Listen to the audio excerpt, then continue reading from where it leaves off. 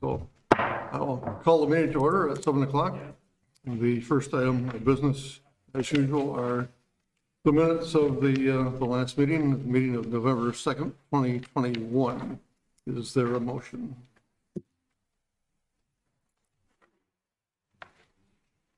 I'll move to adopt the minutes of November 2nd, 2021 with amendments and corrections as noted. Is there a second? Second. Page 1. Under attendees, it should read Melinda. Oh, yes.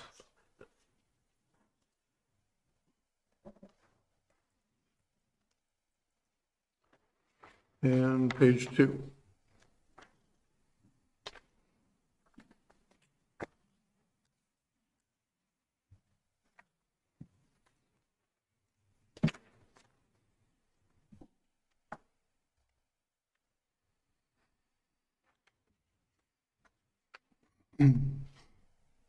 Hearing no other changes, then all those in favor of approving the minutes of November 2, 2021, say aye. Aye. Aye, and there are no nay votes, and Ted is not here to abstain, so we'll go on then to public comment. Is there anyone in the audience, first of all, who wishes to make any public comment on any issue tonight? Seeing no one, how about people on Zoom? Yep, I believe. Yep, I've got two folks that would like to speak, Terry. I'll go to Dennis first. Dennis and I connected yesterday. Hi, Dennis. I'm going to connect you in just a moment here.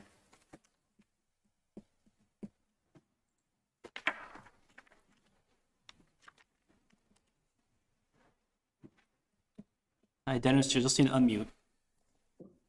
Can I speak now? Oh. Yep, you're on, Dennis. Good evening. Good evening. Pardon? I am not sure what's going on. I cannot see anybody, but I will keep speaking. Can you hear me? Yes. Okay. I just want to introduce myself. I'm Dennis Francis. I am originally from the West Indies, from the Caribbean island of Trinidad, which was a former British colony.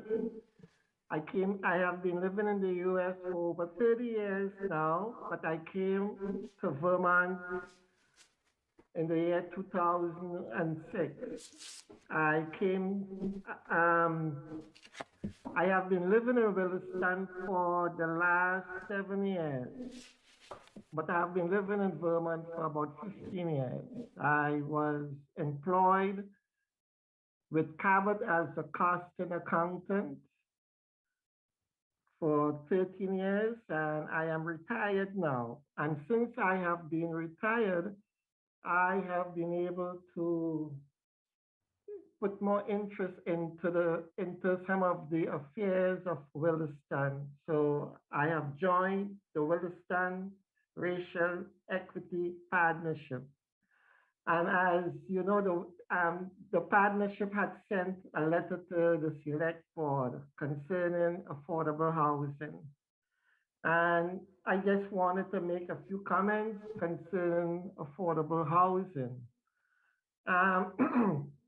I realized from my research that in October 2012, that the Select Board then created the Williston Affordable Housing Task Force. And the task force determined that it was important. Affordable housing was an important element of both the town planning program and the residential growth management program. Now we know today that there is a lot of growth going on in Williston.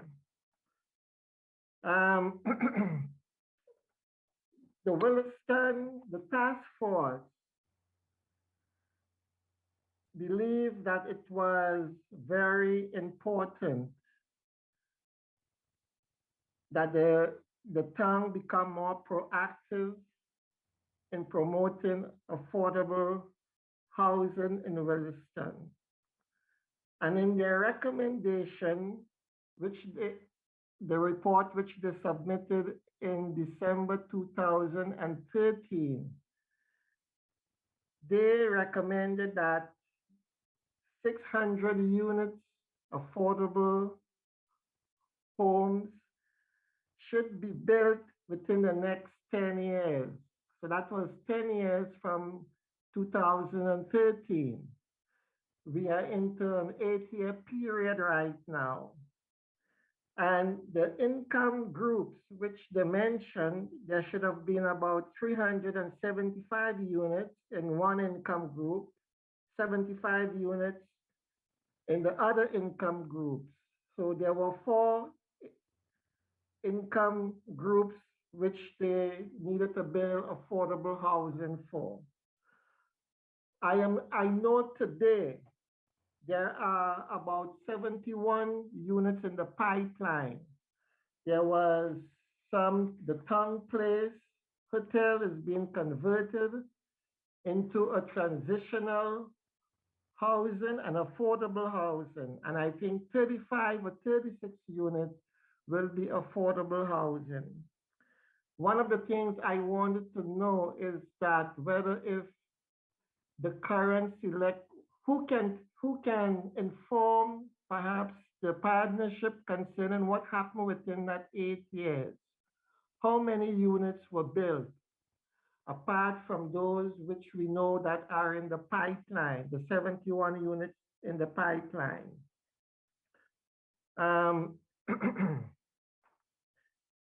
The select board then, or the task force then had recommended 60 units per year. I'm just throwing out those numbers here. Hopefully that, my question concerning how many units have been built within the 8-year period could be answered. Now,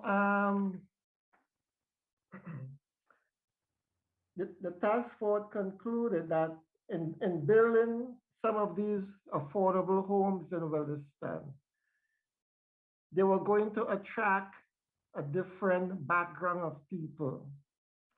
Housing in Williston today is very expensive. I am a homeowner. I came here as a homeowner. I own a condominium. But if I sell it today, I would not be able to buy another home in Williston. I know it's very expensive. The task force even acknowledged that there was a matrix of difficulties and formidable problems facing building affordable housing in the town of Williston. So I wanted to know if this select board is looking at that program that was recommended, that 10-year program, or if any select board before had implemented any of the recommendations. So, in concluding my remarks, I will just like to mention, it says the task force believes this range of housing will create a Williston that reflects and attracts community members from many different backgrounds and walks of life. So that was one of the goals. They wanted to attract people from many different backgrounds and walk of life. So, and in the letter the partnership sent, they also mentioned that. So I want to thank you for giving me the time. And I think that's all I want to say right now. Thank you very much.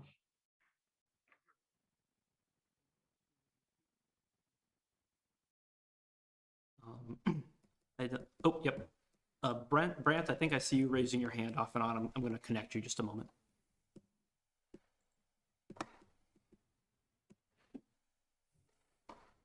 Good evening. Can everyone hear me? A little bit. Can everybody hear me now? Yes. Okay. Well, I am, also part of the partnership, as Dennis is, and this is also in response to the affordable housing letter. I have been in business in Vermont for over 40 years. And looking at it from a economic point of view, anytime there's commercial expansion, as we all know, we need infrastructure. We need water, we need sewer and so on. And one of the also infrastructure requirements for economic growth and sustainability, commercial, retail, and so on, is affordable housing. Without that, it's not sustainable. As we all know, Vermont is facing a labor shortage crisis. And, as Dennis pointed out, there's a severe housing shortage. So it'd be irresponsible to approve commercial expansion without affordable housing to match it. And Williston is woefully like the percentage of affordable housing to commercial right now is woefully, shortchanged. And our officials need to be, proactive. And I would like to invite the select board to respond, and not have what Dennis and I just go into the stratosphere. And democracy is about feedback. So I appreciate any response, whether you're concerned about this or you're not, or whether you're uncertain. And I thank you for your time. So thank you, Brent. It's an issue that will be debated for sure. Is there anyone else on the line? Nope, Terry, no one else. Okay. So we'll move on to the opioid distributor lawsuit settlement. And Eric, just a couple of minutes on that, and we can have a motion, perhaps. Sure. If the board's discussed this a couple office joined a lawsuit against opioid distributors Cardinal, McKesson, and Amerisource Spurgeon and Johnson & Johnson, which manufactured and marketed opioids. There's a nationwide settlement agreement recently announced. Last month, Deputy Attorney General Joshua Diamond joined the Select Board meeting to provide an overview of the settlement that Williston has been asked to consider joining. The board can consider action and join the settlement agreement with a suggested motion. Clear materials. So at our last meeting, we asked to have this put on the agenda.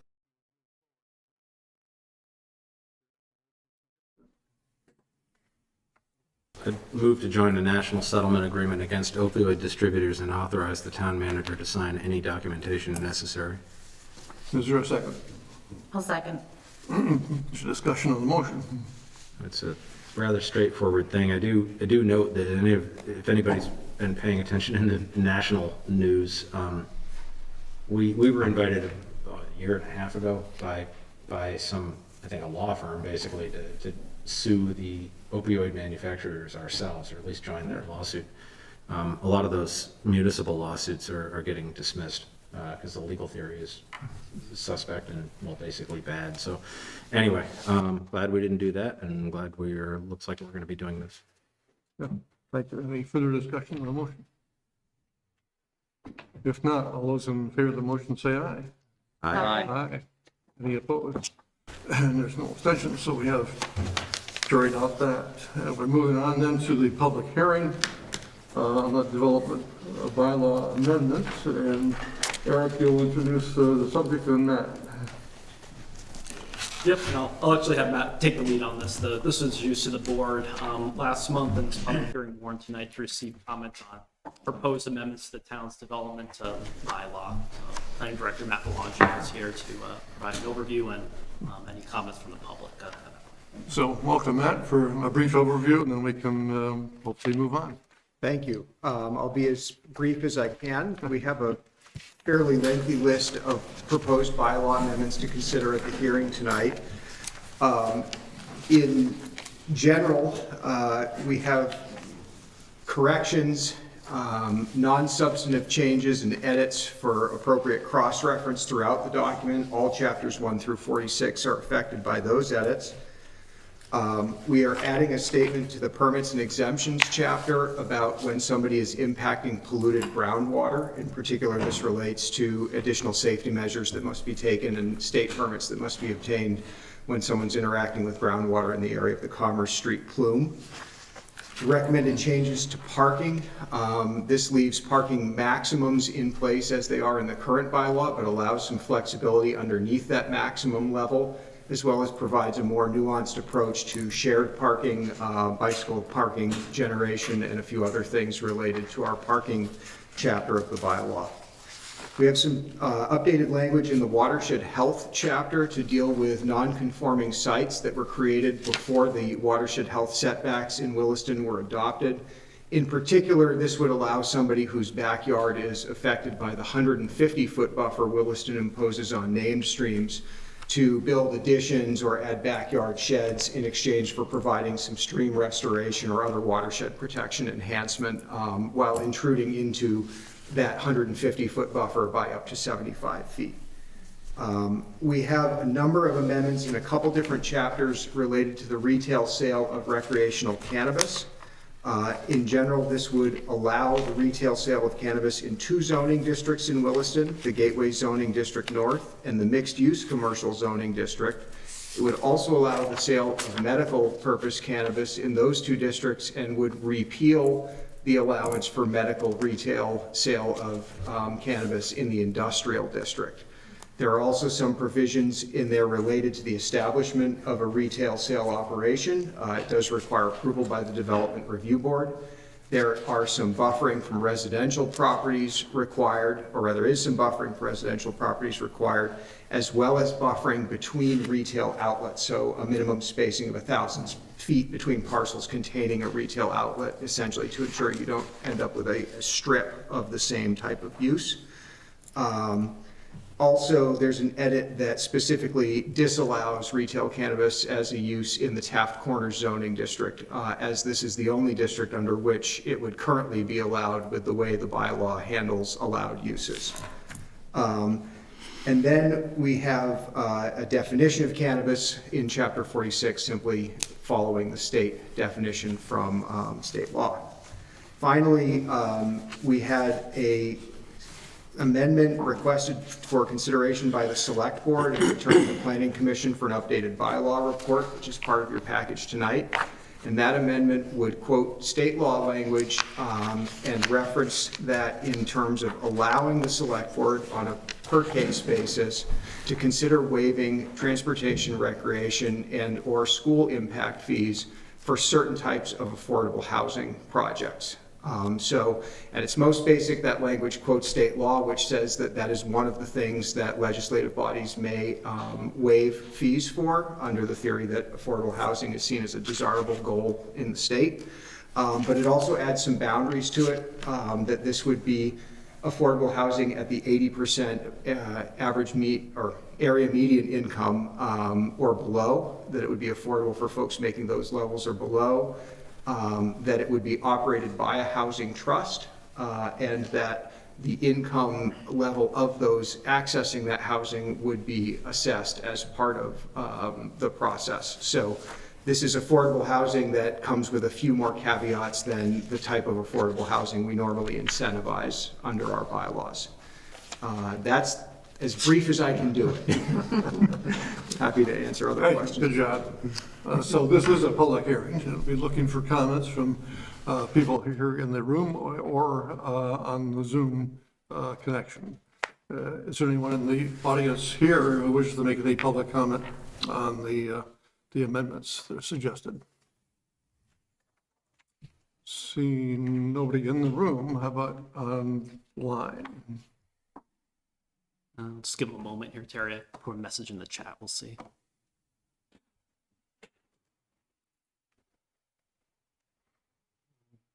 Not seeing anyone who would like to comment during the hearing. If we have no members of the public at this moment, are there any questions or comments from members of the board?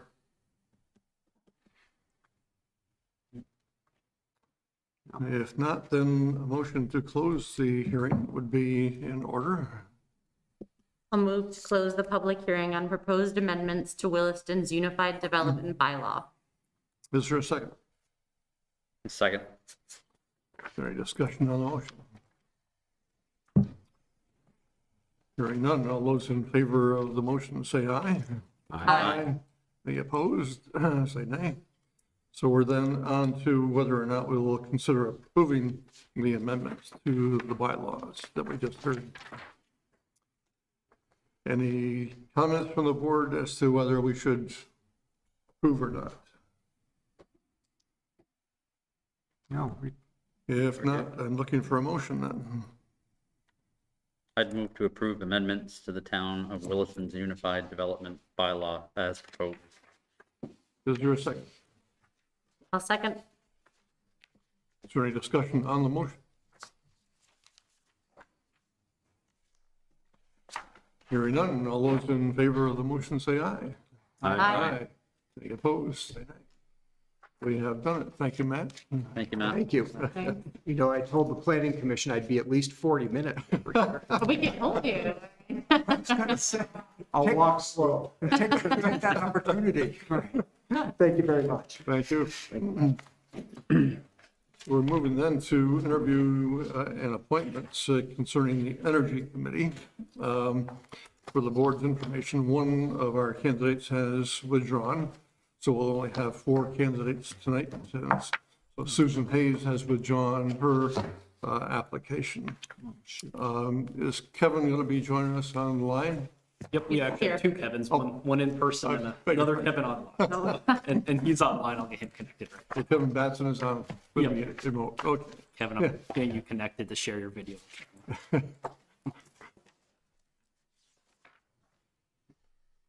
And we also have Reed and Samantha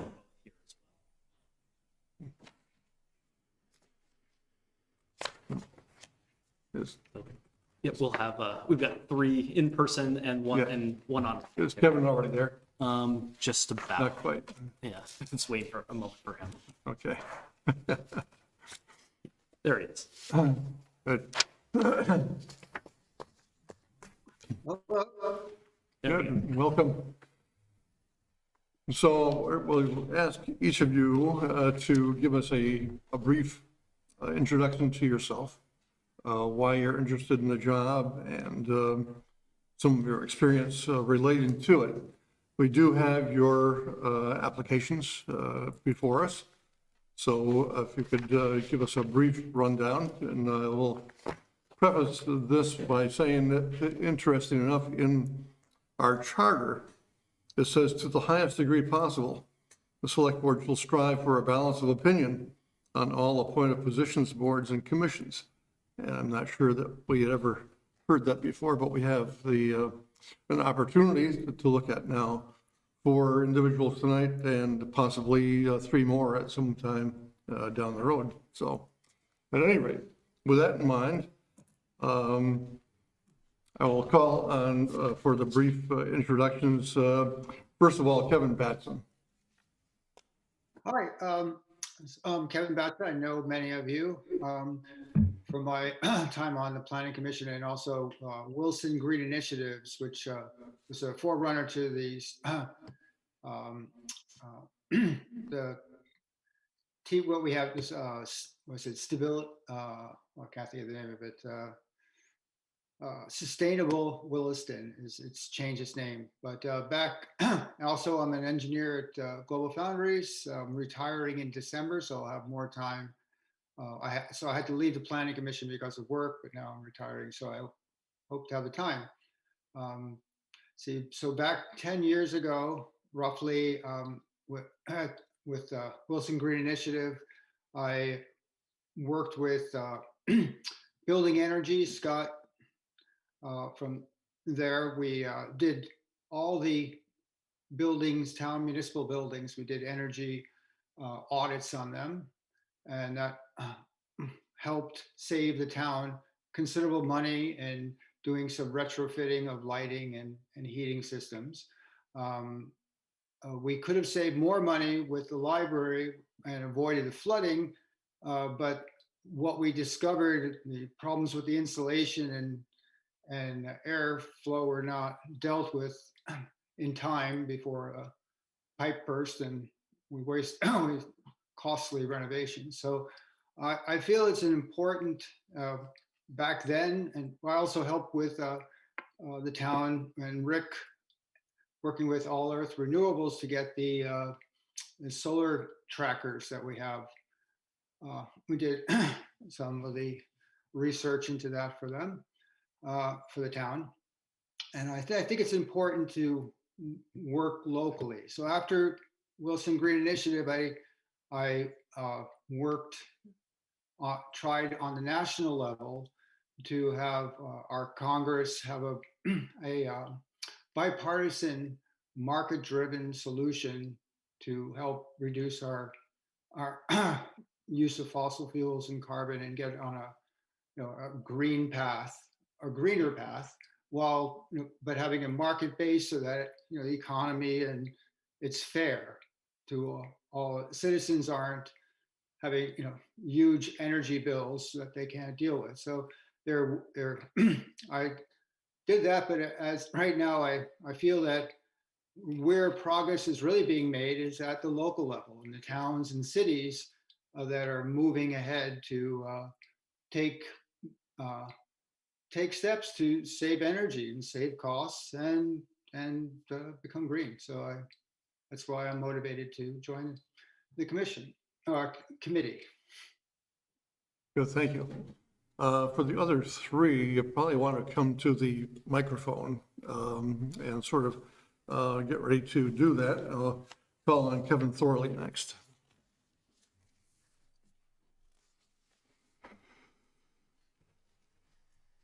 Hello, my name is Kevin Thorley. I've been a resident of Williston for 7 years now. I live in the Southridge neighborhood. I think everyone on the board has seen me here before, pushing for the energy plan and the energy committee. So you know that I have a lot of interest and a passion around clean energy solutions, both from a climate perspective, but also from quality of life and economic benefits that they can bring to the people of this town and to the town itself. I spent the last 12 years working downtown Burlington at dealer.com and now the parent company, Cox Automotive. I recently switched to move away from the dealership specific aspects of that to work in a part of the company that's focused on electric vehicles, battery technologies, fleet services.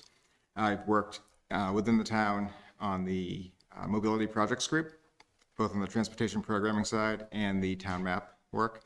And so I get a little bit of experience working with the planning commission during that work. And I think that also helped me kind of get excited about working more in the town and seeing some of the things we can do.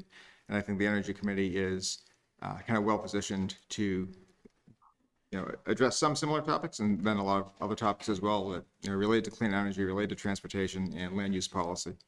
They'll have a positive impact both on globally from a climate perspective, but also again for the people of Williston and for the town itself. Good, thank you. Reed Parker.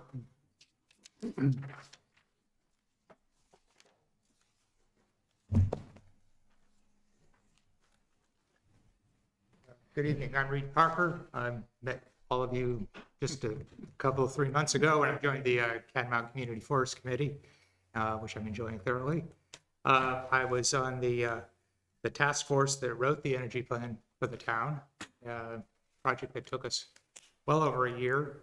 And in reviewing it, I hadn't really looked at it in quite some time, but reviewing it, I realized just how much work, how much really good work went into that plan. And I'm pleased that we are on the cusp of having an energy committee and now staffing it. It's good to see that it's going to report up through the planning commission.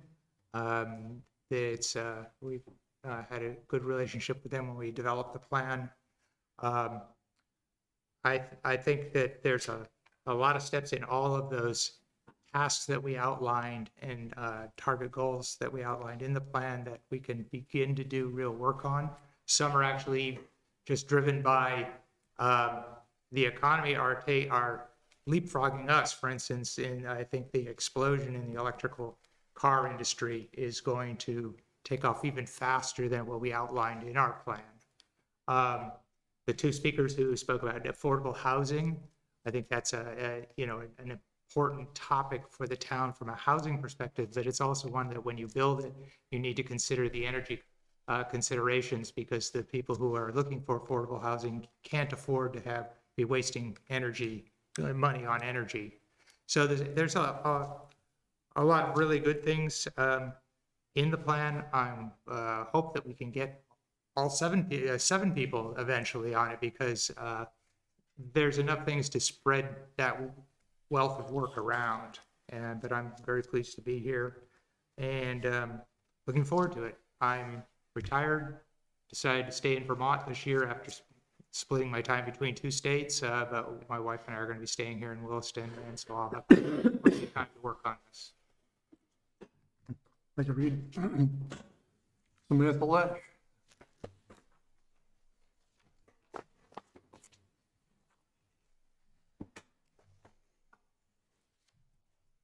Hi, I'm Sam, she, hers. I kind of represent the opposite end of the spectrum from those you've heard from thus far. I'm pretty new here. I just moved here this summer. I did grow up in Shelburne, but I've been away from Vermont for over a decade. In that time, I've been working on my PhD on climate change in the past, both in geochem, but also environmental archaeology. I work a lot on the intersection of land use, people, what people care about, how people care about it and why, and also environment and climate change. I guess I'm just super excited. I'm fundamentally driven by community, so I really want to serve the one that I live in now. I am trying to stay here permanently in Williston. So I'm really excited to sort of get involved in a more formal way. I want to continue to learn from everybody here, from their local expertise, and also from the peers who worked so hard on getting this plan up and running. It was great to see. When I realized I was going to move back to Vermont and decided to move back to Vermont in last January, I got involved with VCAN, so the Vermont Energy and Climate Action Network. And so through that experience, I've been able to work with a lot of town energy committees across the state, which has been really wonderful. I was on their communications collaborative with several other members from other town energy committees, putting together the communications toolkit, which is supposed to help municipalities achieve their goals, institutionalize and aggregate knowledge. So I've learned a lot about what exists in the state and what different municipalities are doing to approach their various energy and resiliency goals.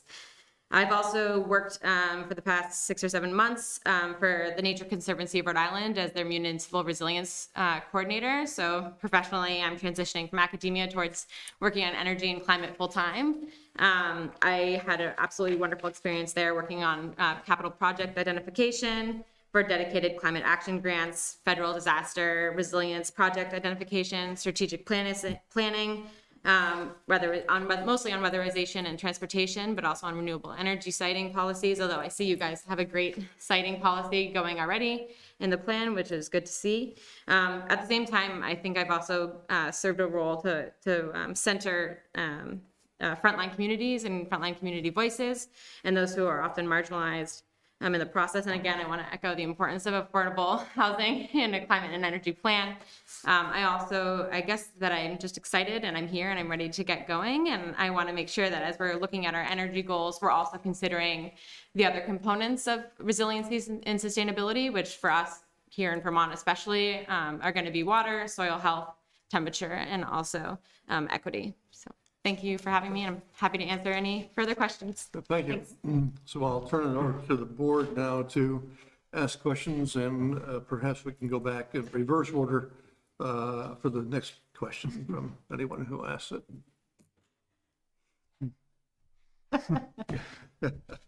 I know you're waiting, Jeff. I can hold up. I'll go first. Well, thank you, everyone. My question is a bit of an open question. Take it where you want. It involves, what are your thoughts about the town energy plan? You know, what does it do right? Maybe what doesn't it do? What might have it missed? That type of thing. And if Vermont, if you were to consider Williston to be successful in implementing that plan, what does that mean? What would I see? What would I feel in Williston? So I guess my first question is, does that question make sense? And are you all willing to take a stab? All right, good. So why don't we bring somebody at the back first? Raise my hand. No, I'll just, a big tall order for the least experienced person, but I'll go for it. I guess I would say that one of the first tasks I would want to take up is to assess where we are regarding the plan itself. And so obviously, I'm aware that some like the first steps in enacting the plan are establishing this committee.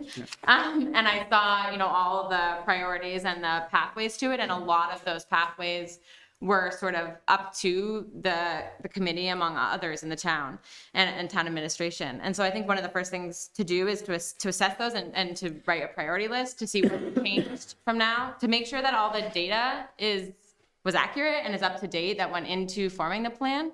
And so that's not really, I guess it answers the first part of your question in terms of like, what does it get right? I think a lot. Just making sure right now that it's also up to date, I think would be my biggest sort of, not concern, but there's a lot more, there are a lot more programs that are being offered also at a federal level that we should look at matching and kind of like the funding portion of it. I'm not sure that the plan and it's sort of in my, from my perspective, has a rigorous sort of funding mechanism built in or plan built in. And I think that's one of the things that I'd love to consider, everything from grant writing to program matching, and also looking at budget and obviously what the select board's priorities are. So those are some of the gaps that I see. Also being a bit more explicit in the education and outreach portion, everything from the municipal workshops that bring community members together, but also in terms of schools and education, I think would be important to have a little bit more clarity in what exactly those goals are and how are we going to measure them, if at all. In terms of being successful, I think there are quite a few large goals already that are set by the state. So, I mean, the one everyone throws around is 90% by 2050. Obviously, the Vermont Council is publishing a report next month. So we're going to have some new goals and we need to reassess there. I think in terms of what town of Williston looking like to be successful is to reach those and basically to make some good staffing decisions in the nearer future so that we are able to reach those in the longer term. I think I see a risk of talking too long. I don't want to, but I do see over and over again in different municipalities the desire to do these things and to implement actions, but not the staffing capacity to do so. And so to me, it would be successful right off the bat if Williston were to invest in full-time staffing positions to meet these goals in the long term. That's not necessarily the most popular answer, but that's my professional one. So I'll leave you there. Reed?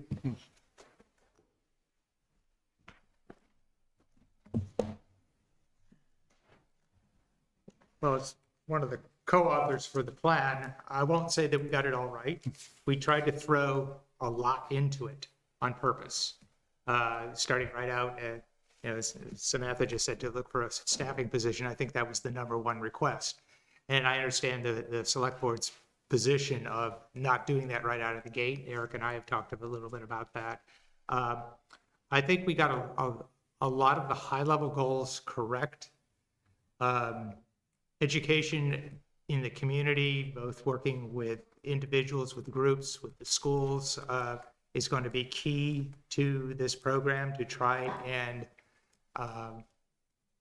open people's minds to how much work it is to put into an energy plan or to move towards energy goals. That's going to take a lot of work to start things moving forward.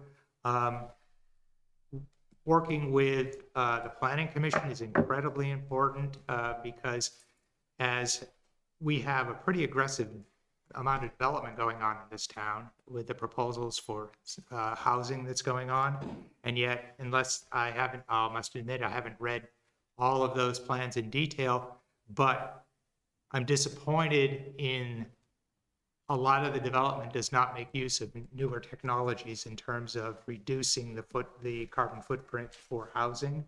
Myself, I live in Finney Crossing, and it's about as traditional as you can get, even though it's new, over the last few years.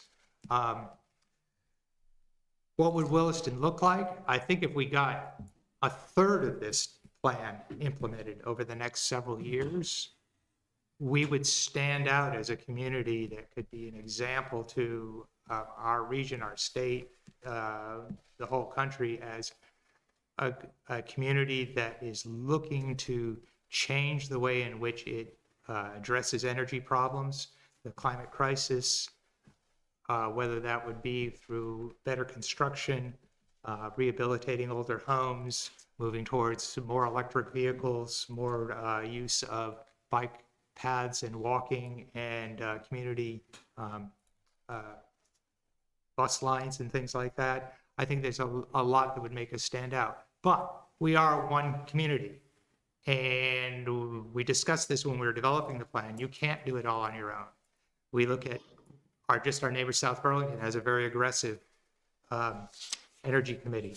So we should try and, now that we are going to develop one, communicate with them and some of the other more aggressive ones in the state. And the VCAN organization, which represents hundreds of towns and energy committees within the state.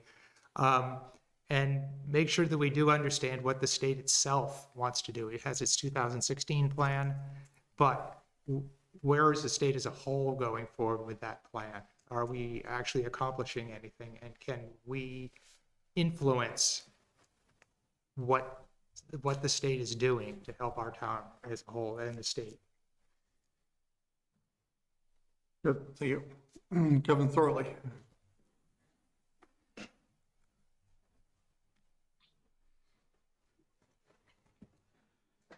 So I think the plan is a great starting point. I've read it a number of times, and I'm certainly not an expert, maybe like Sam, in terms of educated in the space. But I think it's a good starting point. I think it's directionally correct. I think the thing we've seen more than anything is just the amount of change in this space over the past few years. And it's hard to say anything written a year or 2 years ago is going to be the right thing today. But I think it's on the right track, and the importance of getting an energy committee going now and staffed up and starting to work is to be, able and available to take advantage of things as they come up, right? Whether it be federal, whether it be state, grants from other places as well. So I think getting started on this, looking at the things that we have in the plan, and then finding ways to align those through a kind of an analysis of what benefit do we get of those items, those pathways as a town, versus where can we look for funding from the state, from federal, to support those. And I think trying to align those two to get that biggest bang for the buck out of the gate. From a success perspective, I expect to see a lot of change over the next few years, and I think success for this committee is in positioning Williston to take advantage of the change that's coming, to take advantage of funding opportunities from the state to kind of get ahead. I think one of the things we've seen in the clean energy space and the general climate solution space is there is a real opportunity for some of the earlier adopters to take advantage of some great incentives to do so. And I think as a town, right now in 2021, this is a great time to be kind of right there at the door to get started and to take advantage of those things. I think those are the two questions, Jeff. Yeah. There's no correct answer. And Kevin Batts. Yes, well, as far as the plan, I think everyone's addressed. I share their views on the plan. As far as success, we're very fortunate that our electric grid is 98% carbon free in the town. So I think success would be weathering a strong weatherization program to homes and municipal buildings and businesses to get our thermal energy consumption down, and then electrification. Because if you electrify a heat pump, mini splits are excellent way of having clean energy. It's I've just switched over. I think it's excellent from a pellet stove, and it's really a model for the rest of the country, where you have if you have a good resilient green grid, and then you electrify your heating and your transportation. Those are two big steps I would like to see us take, and would be a big forward step to success. Thank you. Other questions that the board may have? It's a brief question for you all. But, and I, having seen many of you here in front of us before, I'm sure I know the answer. But a big part of the energy plan is advocacy and education, public facing kind of initiatives and efforts. So just want to make sure that that is something that you all feel confident in, and a role that you feel, comfortable with, being kind of the public face of Williston's energy plan and committee. So we can perhaps start with Kevin Thorley.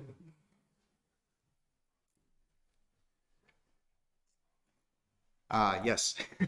Definitely comfortable with that. I think that in addition to all the maybe the technical things and the financial aspects, I think getting in front of the town and in front of the townspeople with, on these topics is important. A lot of the change we're talking about isn't something the town can legislate away, right? It's or mandate for that matter. It's individual change that we're trying to provide more awareness of, right? And help people become aware of the ways they can adopt that change, some of the financial incentives for doing so, the financial benefits for doing so. Personally speaking, my wife and I have hosted 2 electric vehicle forums in town over the past 3 years. We skipped last year for obvious reasons. So I'm definitely comfortable doing that, and have been working a lot in the electric vehicle space, attending similar events in other towns, and working and kind of communicating on that with folks, and talking about the benefits. So yeah, getting in front of the town and kind of helping to provide that awareness, that education, and finding ways to make it real for all the citizens of Williston is an important part for me. Kevin Basson. Yes, I really enjoyed that aspect of when I was part of the Williston Green Initiatives. We had hosted a lot of button-up sessions where we educate people about opportunities for home weatherization, and other. I mean, that's part of the celebration part of it. I enjoyed the education part. Thank you. Good, thanks. Samantha.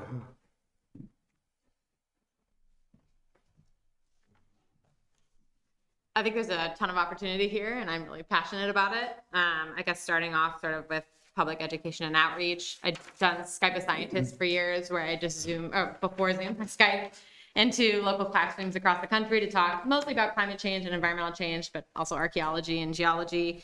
I also teach at the high school level, place-based environmental education, and also at the college level. So I'm pretty comfortable in a classroom setting, and also I'm passionate about curriculum development and getting kids involved. So understanding why culverts are super cool and we should care about them. Also, I think that's really important teaching kids because it's a really good way to open conversations in the home with parents as well. We know that students are critical to climate literacy of a community as a whole. I also really have enjoyed the municipal resilient community building workshops that I've ran and organized across Rhode Island, and I would love to do that kind of work here also. So that's getting a lot of municipal staff and community advocates, and critically emergency staff, which I see some of you sitting here today, all in the same room to talk about some of these issues together, and to understand that we have so many common interests across the board and how we could be working together sort of more efficiently and effectively. I also have quite a lot of stakeholder experience on these issues too. I love meetings and I love people, so I feel pretty comfortable and confident. And also I really believe that it's a sort of a critical part of success. So thank you. And Reed Parker.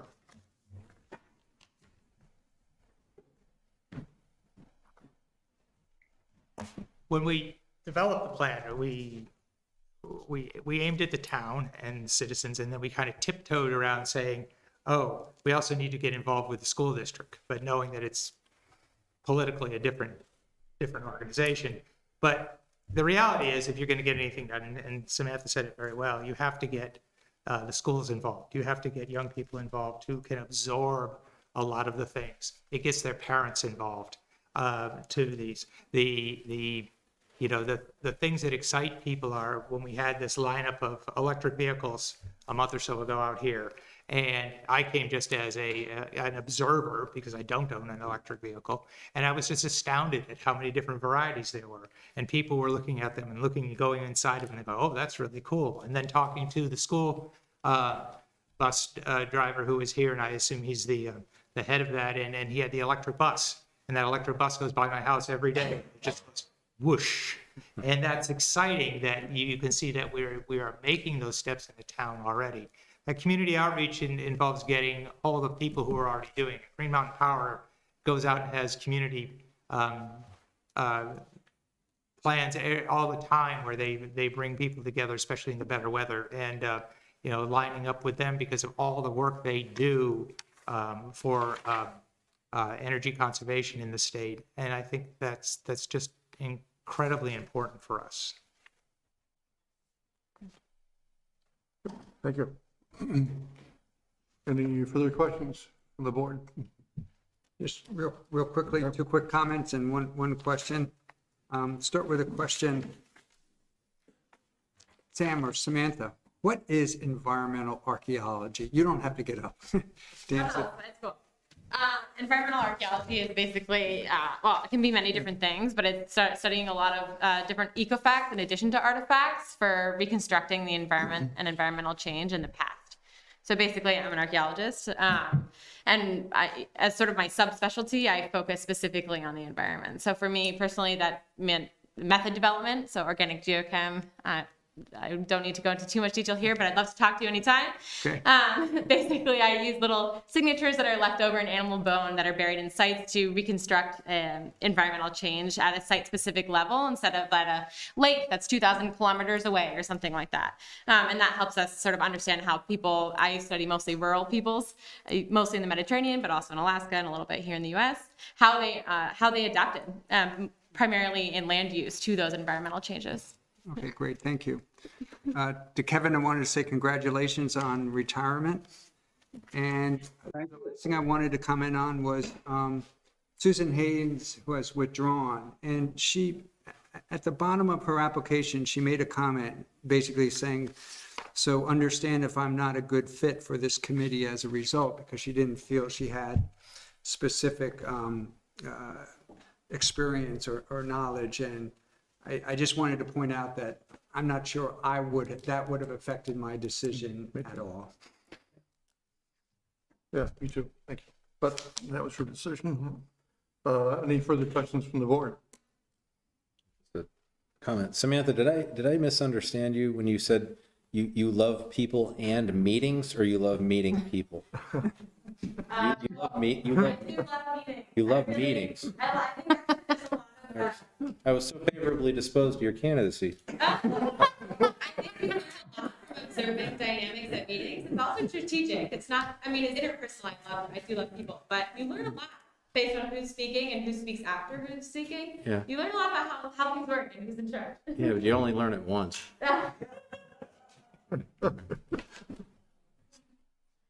So now comes the time of decision.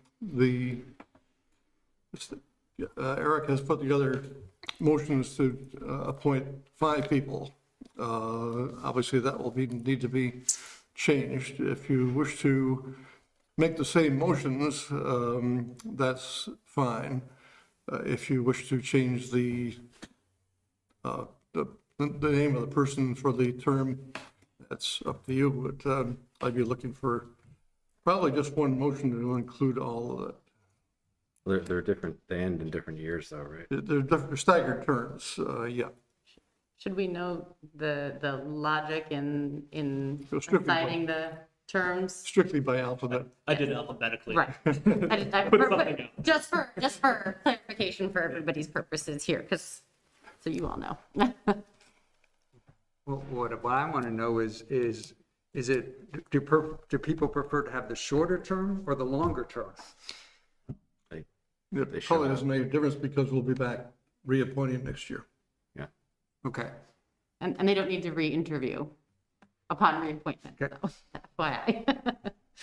So I would make one motion, Mr. Chairman. I'd move to appoint Kevin Batson to the Town Energy Committee for an unexpired 3-year term through June 30, 2022, and further move to appoint Samantha Lash and Reed Parker to the Town Energy Committee for an unexpired 3-year terms through June 30, 2023, and further move to appoint Kevin Thorley to the Town Energy Committee for an unexpired 3-year term through June 30, 2024.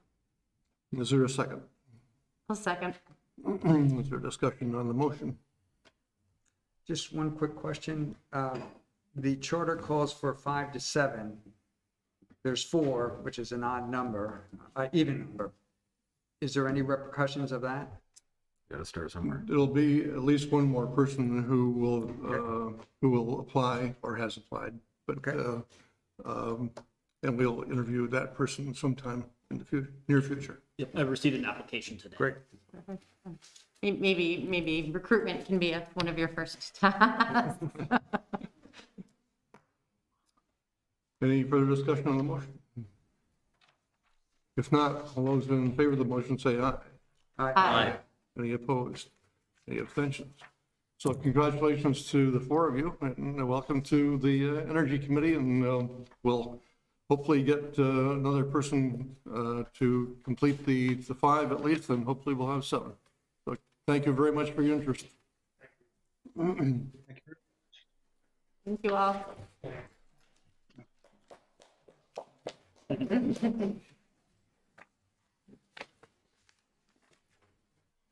Okay.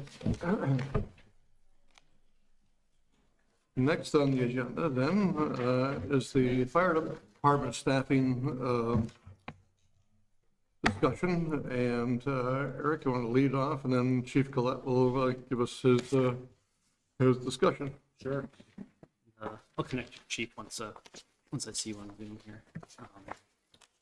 So let's recap, and there's a lot here, so I'll try to make time for the Chief's presentation, the board discussion this evening. Last month, the board received an overview of the recently completed fire services analysis report by the firm AP Triton. And there's many components to look at in terms of the level of service and the resources used to provide it by the fire department for the board to consider. As a possible next step, staff has prepared a draft framework to consider that would use a tiered approach in implementing some of these recommendations. Looked at a short, medium, and long-term windows to increase resources and adjust service delivery systems, and in turn obtain feedback on the effectiveness of those actions as it progresses. So this evening, staff seeking some initial feedback on the STEP framework as an approach. Is this something the board may be interested in looking at? Within this outline, we drafted, there's several decision points for discussion moving forward. This first window looks at short-term actions to consider in this current fiscal year, FY22 and or FY23. Chiefs here has prepared a presentation on varying degrees of career staffing additions and potential effect on fire EMS services operations.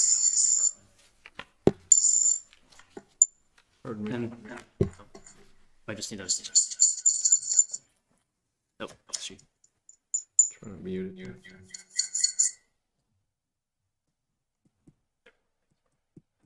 So. Can you turn the volume off on the keypad itself? No, that's what I mean. Chief. What now? Testing. There we go.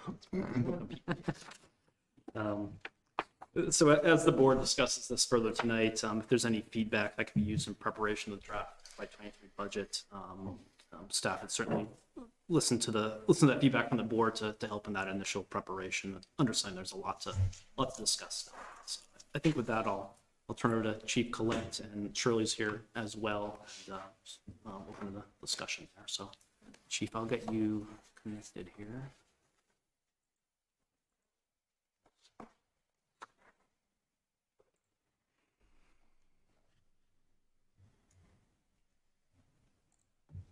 And you should be able to share your screen.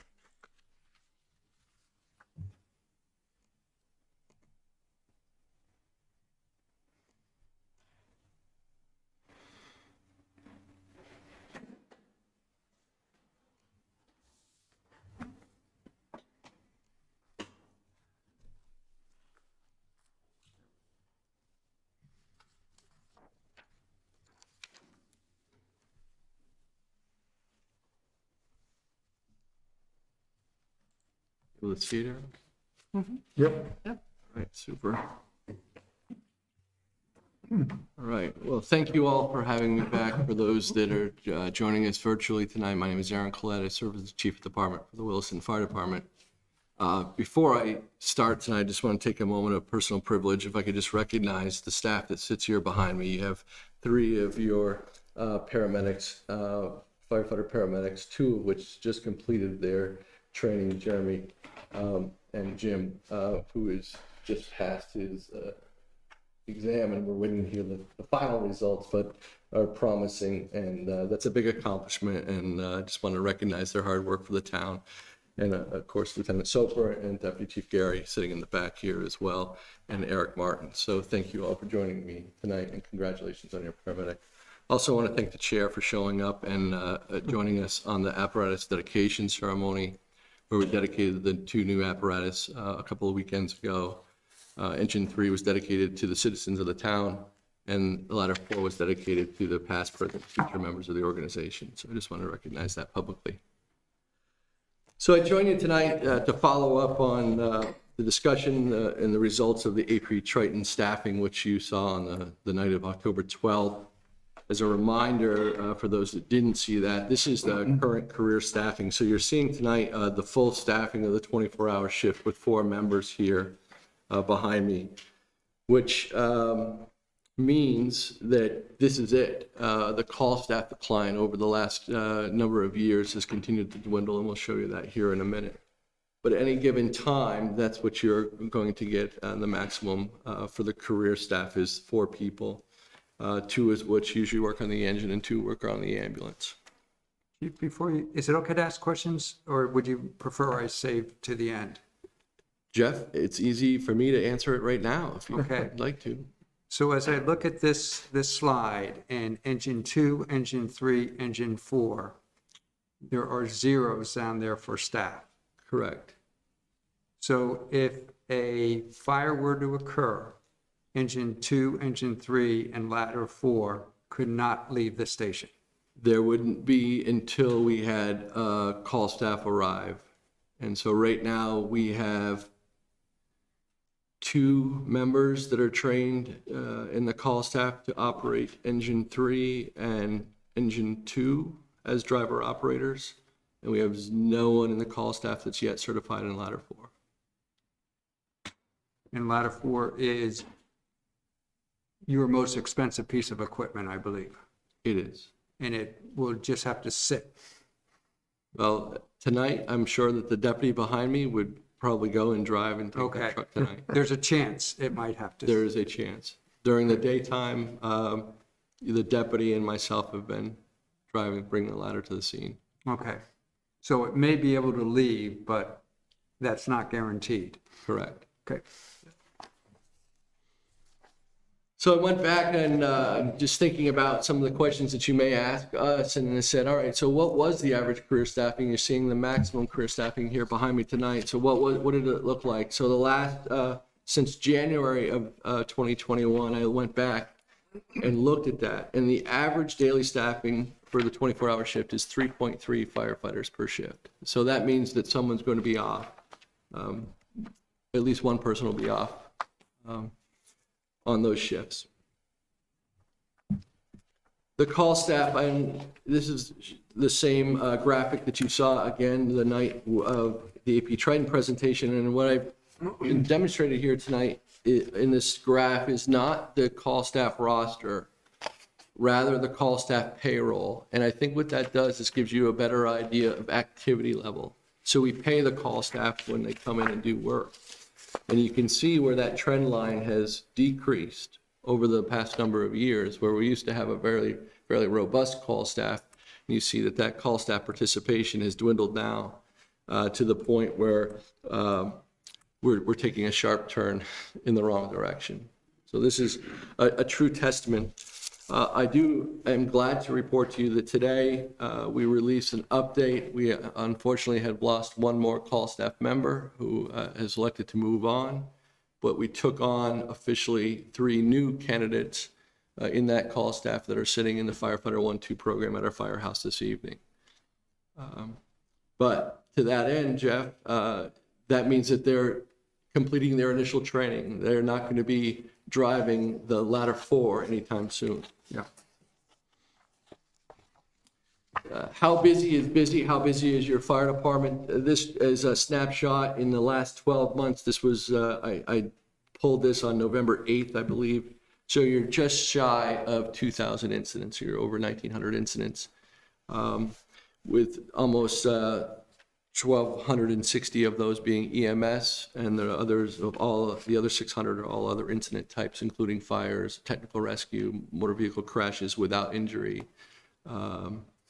The variety, the gamut that you're going to see out and about, really. We answer the public's call when they call 911, and we are compelled to respond. I wanted to look for trends to see if we can't pinpoint, where the demand for service is. And while you can see here, this is by time of day using a military clock. And so, things start really to pick up when the lay citizenry starts to wake up in the morning at 0600.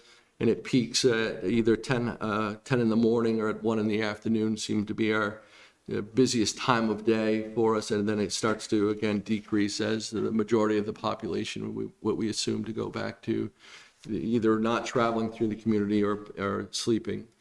I wanted to point out, though, that while the call numbers seem to decline in the wee hours of the night, these are also some of the most high-risk times, right? So that's when people are in their homes and their guard may be down. We're relying on smoke alarm activation, smoke detectors to alert those people to any emergencies.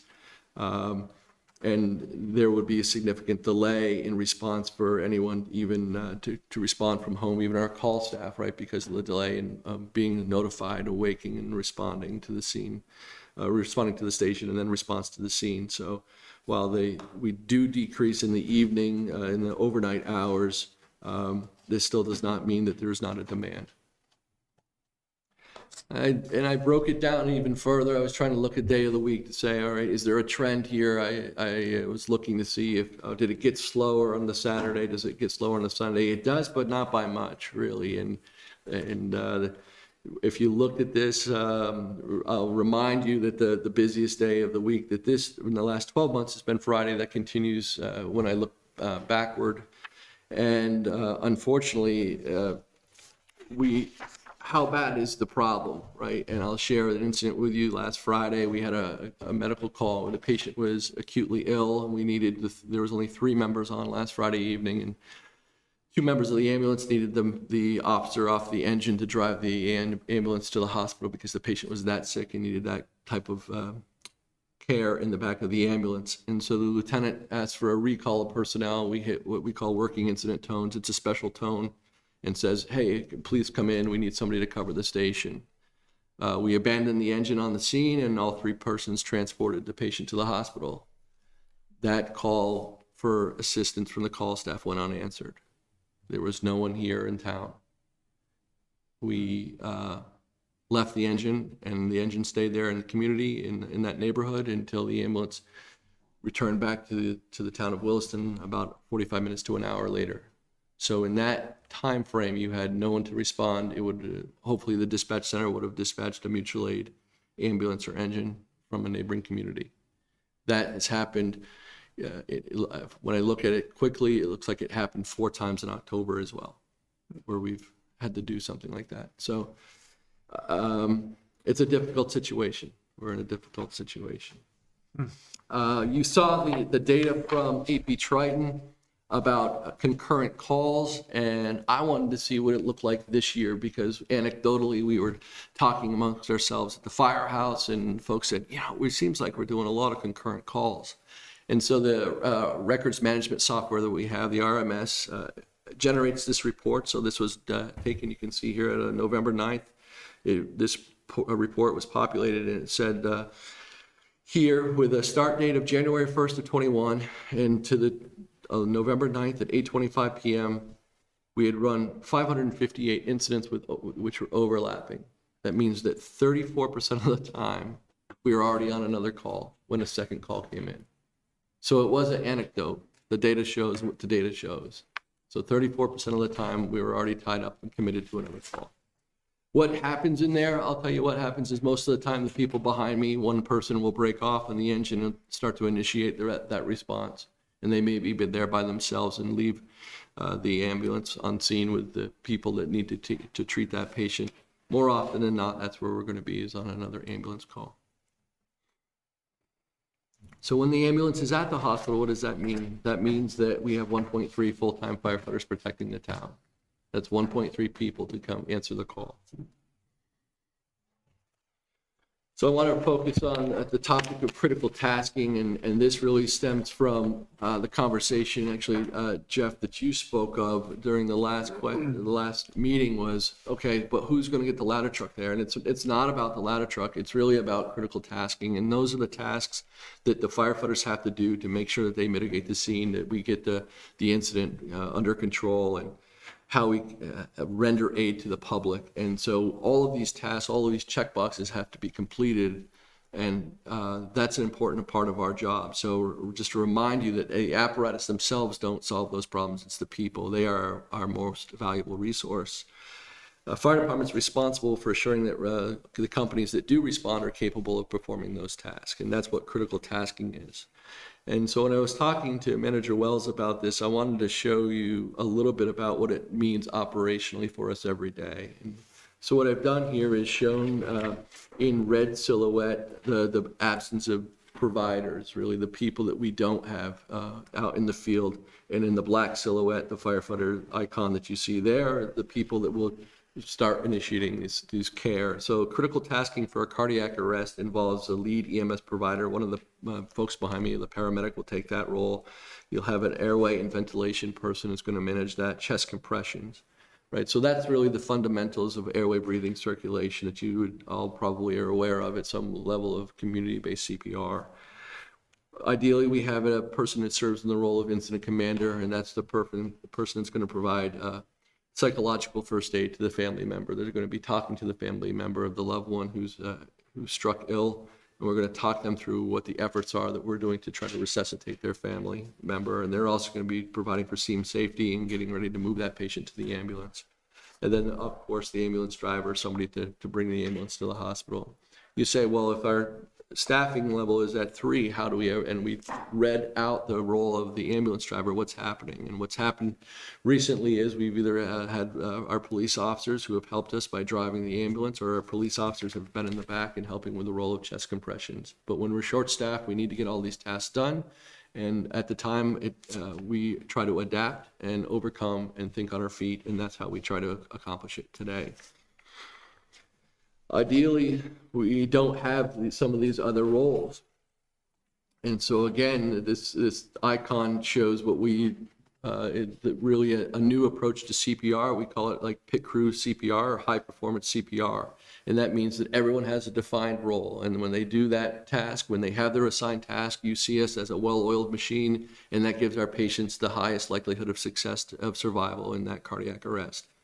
And when you don't have all of the people in those roles, you can see that they have a big blue X across them, and that forces us to provide a standard of care, a level of care that we personally, our own philosophy is not meeting our own goal of excellence every day. To change up the incident type, motor vehicle crash, this is one of our high frequency events for us, as you may imagine, with the number of vehicle movements that you have across the community. We have 3 people here, again, 3.3 career firefighters average on staff. So that's going to be the person that's going to be a lead EMS provider, the ambulance driver who's bringing the ambulance to the scene, and then the engine driver is often going to wear many hats, and that role is often the company officer, the scene commander, and all of those roles. But ideally, you'd have one person that serves in that incident command role and is responsible for scene safety. If we're all committed, we're all focusing on the motor vehicle crash. And unfortunately, when we're focusing on that, we're not paying attention to other things like the cars that are moving around us and how dangerous that incident scene is. The other 2 roles that you see that are in the red silhouettes are the extrication specialists. That's the persons that are responsible for trying to pull somebody out of the car. They're going to cut the vehicle away, get them out, disentangle them from the motor vehicle crash. And the final patient care provider here is more often than not, we don't see a single vehicle crash, we see a multi-vehicle crash, and that's going to be another provider that's going to provide EMS to the driver of the other vehicle. And that's the minimum. And so there's a lot of red here when we are out operating on a motor vehicle crash. And I've seen this personally in my tenure in the department, where the ambulance has been at the hospital and we've had a single engine person and myself responding in the command car because I was out and about. And it's difficult because all of these roles right now are juggled, and what you have to do is triage your patients and triage the scene to see which roles you're going to fill. And we're not able to fill all these roles, and it's very risky for our members to be operating in a roadway without a set of eyes and ears behind them, much less being focused on a patient who's acutely ill because of a trauma. This is an actual photo of our members conducting a demonstration for the Vermont Technical College, their summer program. And this shows how absent this is. So these are the two extrication specialists doing the demonstration, and that's the engine officer working in the incident command role. And you say, okay, well, who's treating the patient? So ideally there's a patient that's hiding behind that engine officer in that rear seat, that's what we're trying to cut out. And you can see that there's a bunch of blue there with red silhouettes for people that we're not able to do that. So it provides a challenge for us every day on trying to deliver a top quality, high level of service. Our biggest risk, or one of our largest risks, is a building fire. And you can see here, it's quite obvious that there's a lot of red X's, or a lot of blue X's and red silhouettes in this. And so we have an engine officer, and what I've told the staff at the fire department is this, is that I will not risk your life for property. I'll let you risk your life to save a life, but if it comes out in its property only, I want you to recognize that we only have what we have, and I can't expect you to outperform or put yourself in harm's way with this limited staff. So I want you to be heads up about your approach to fire suppression. And that surrounds us is the incident commander will take charge of that scene and request other resources. The ambulance driver and the ambulance crew chief often will take an attack line and attack a fire from a defensive position, a safe area outside. But what all the other jobs here really is, we're sworn to protect the public, and life safety is one of our priorities. So I don't have a team to send in for a search and rescue. How do we do it? We do the best that we can with what we've got. And so maybe they do take that risk where they try to move the hose line in and probably try to do a search off of the hose line. Is it ideal? Absolutely not, but they've adapted. It's time for us to not put them in that situation anymore. We need to have, by law, we need to have a rapid intervention crew, which is this people that are trained and equipped on the outside of an immediately dangerous to life and health environment, when we have people operating on the inside of that. So we don't have the ability to do the search and rescue, the rapid intervention crew, the backup line, provision for EMS if we were to find a patient. We don't have a ventilation crew to allow the smoke, heat, and toxic gases out of the building. We don't have an incident safety officer. And the pump operator is often our incident commander, who's, again, multitasking and trying to do a lot of things. And I think if you look at any fireground injury or death reports, that when you take that person away out of that incident command role, they don't have the ability to focus on really the severity of the incident or the potential that that situational awareness of what their members are actually getting into.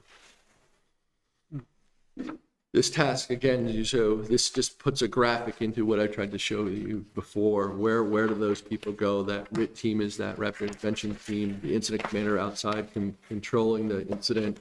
You have a pump operator with a backup crew, an attack crew, a ventilation crew, and a search and rescue team. So, again, fire apparatus aren't what put out fires. It's people that help make our attack successful. So options for staffing. So we operate 3 24-hour shifts. Each of those shifts are staffed at either with a minimum staffing of 3 persons or the maximum staffing of 4 persons. Any hiring that occurs. So if we were to hire staff, they have to hire numbers in increments of 3. Otherwise, we don't actually add staff to any shift. We add singles, and it doesn't really mean anything to us. We hired 3 firefighters with, it provides no staffing advantage because the minimum staffing would remain at 3.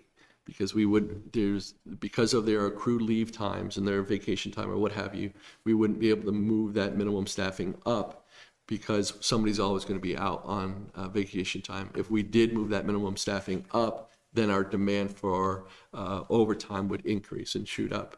And then we just don't have enough resources to mandatory people back in to work that overtime if we were to increase the minimum staffing.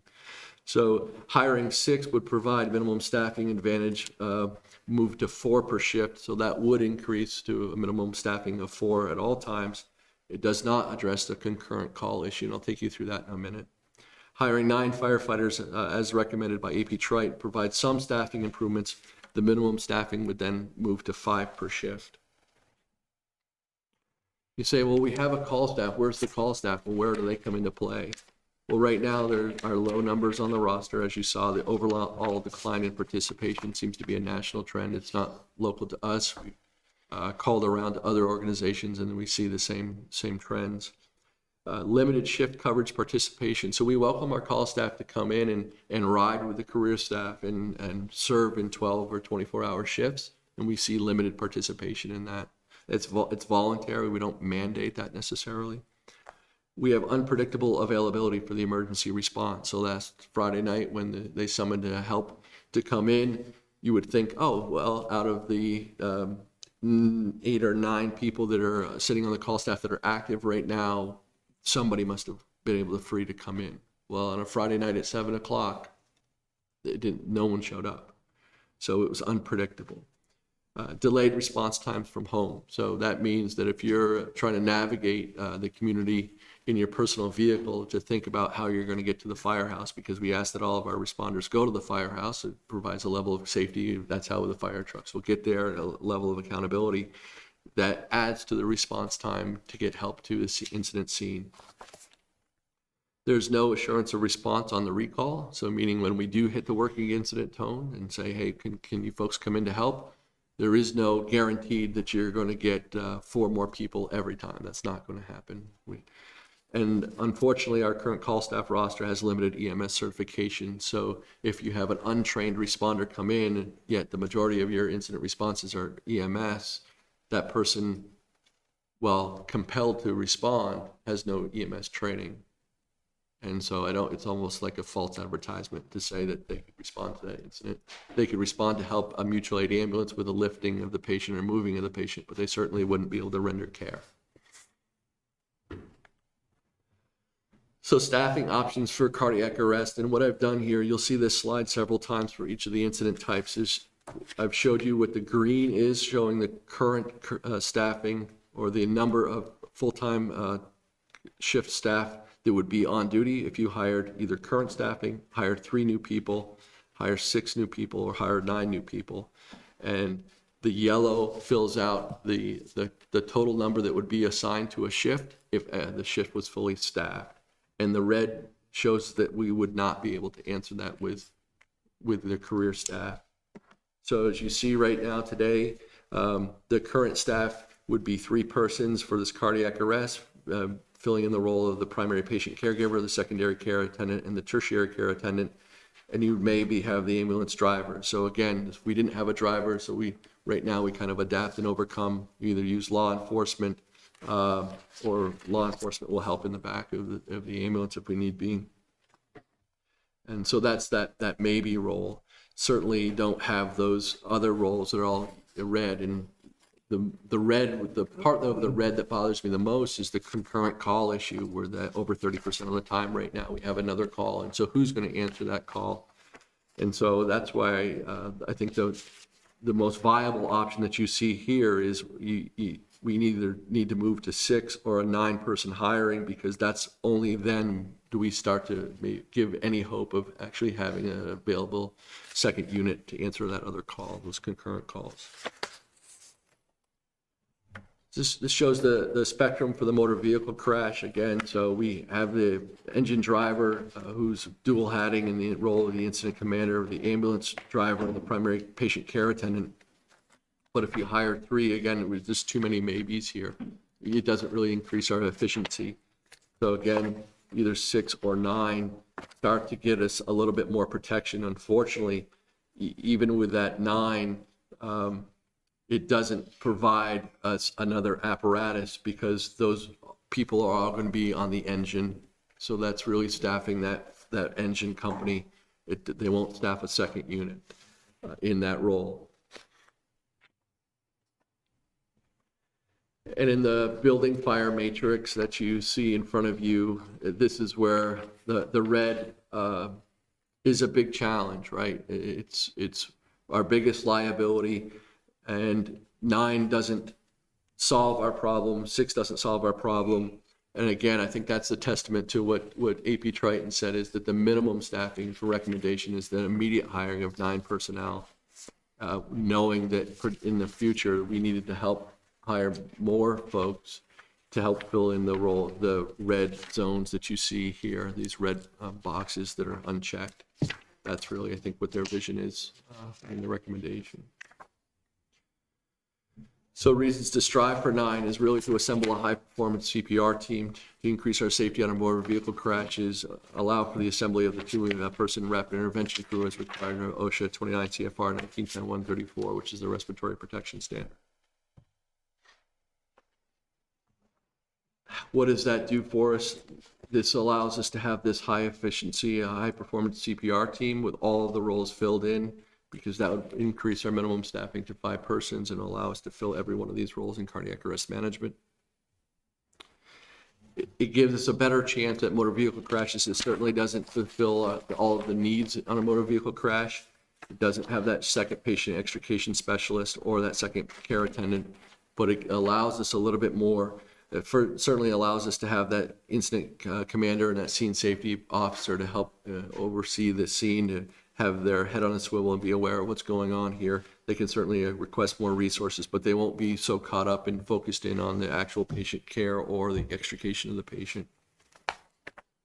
And then 9 for the building fire response. It allows us to have the incident engine officer, the attack line in operation, and to assemble that rapid intervention crew with the potential at full staffing to actually get a search and rescue going, which would be ideal. Still a lot of unfulfilled roles in there, but it's movement in the correct direction, movement in the forward direction, providing a safer and a better chance for our members to save lives. So what does it cost? This is going to be a little bit stronger than the AP Triton recommendation, and the reason why this is that the union negotiated a new contract between the time that AP Triton did their analysis and the time that this was published. And we've also elected to use the advanced EMT certification, seeing that most of our staff strive for the advanced EMT or the paramedic level. So this is my view of being more realistic and upfront about what that's actually going to cost us. So the 1 FTE is $73,530. There are one-time costs per firefighter, and that's includes their physical, their background checks, some initial training that would certification information, transfer of information, their turnout gear, and the cost of a portable radio. So that's $11,500 per person for those one-time costs. So what does it look like? And this slide brings the package in front of you to show you some of the options. 1 firefighter per shift, or the hiring of 3, is $255,000.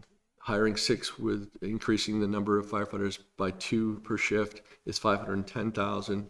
9 firefighters are increasing the number of firefighters per shift by to 3 firefighters. For a total of 7 assigned to the shift is $765,000, or 12 brings us over $1 million.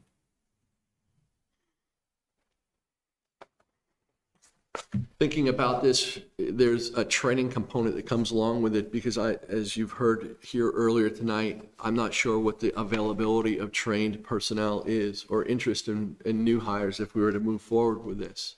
And regardless if we had incumbents that were already trained or not, we would still run them through a training academy so that they understand we're comfortable with their level of performance, that they have a foundation and understand what our expectation is. So this is a 8-week training academy. Other organizations run a 12-week training academy. I think that we could run ours at 8. And what we would do is hire 2 personnel back to orchestrate that academy for 8 weeks. That academy, in personnel costs alone, would run us into the neighborhood of $24,000 for 8 weeks. And then we'd have a culminating event down at the State Fire Academy where we'd lease the academy and hire back personnel to conduct that training exercise, which would run us about $3,500, $3,600. The total projected cost for that 8-week academy is just shy of $28,000. If we were to hire, options for hiring, if you were to recommend only hiring 3 personnel at this time, we would still run an 8-week academy.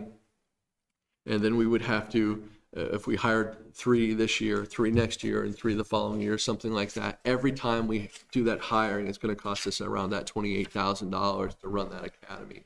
So my recommendation is that if we would move forward with hiring 9, it would save us that extra, cost. So we only run 1 academy at $28,000 as opposed to the added cost of the $56,000 for the other 2 classes that we would have to run if we were to hire separate years to run the academies. This is just a snapshot, the insight of what it means operationally to the organization. I think probably the key here is that when AP Triton did their came back with their recommendations were to hire 9 immediately. You saw, I think, Ted, you understood that there was a lot more liability in that recommendation in that 3 to 5 year plan and that vision. I think the manager has a pretty good idea about this tiered approach moving this forward to evaluate where we're at. But right now, I feel like we need to move something forward and take some action so we don't have a situation like we had last Friday when we had no one protecting the community.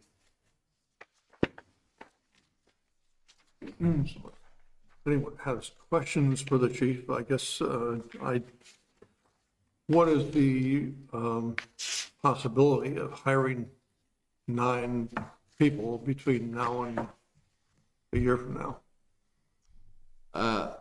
We would start by advertising it and see what level of interest that we did see and what quality of applicant we received. I've been out of it a little bit, separated from the other organization at which I work, so I don't know what the current saturation is or what the current availability is for folks that are out there and interested in fire service professions. I certainly see the challenge that we see or hear about anecdotally through the law enforcement.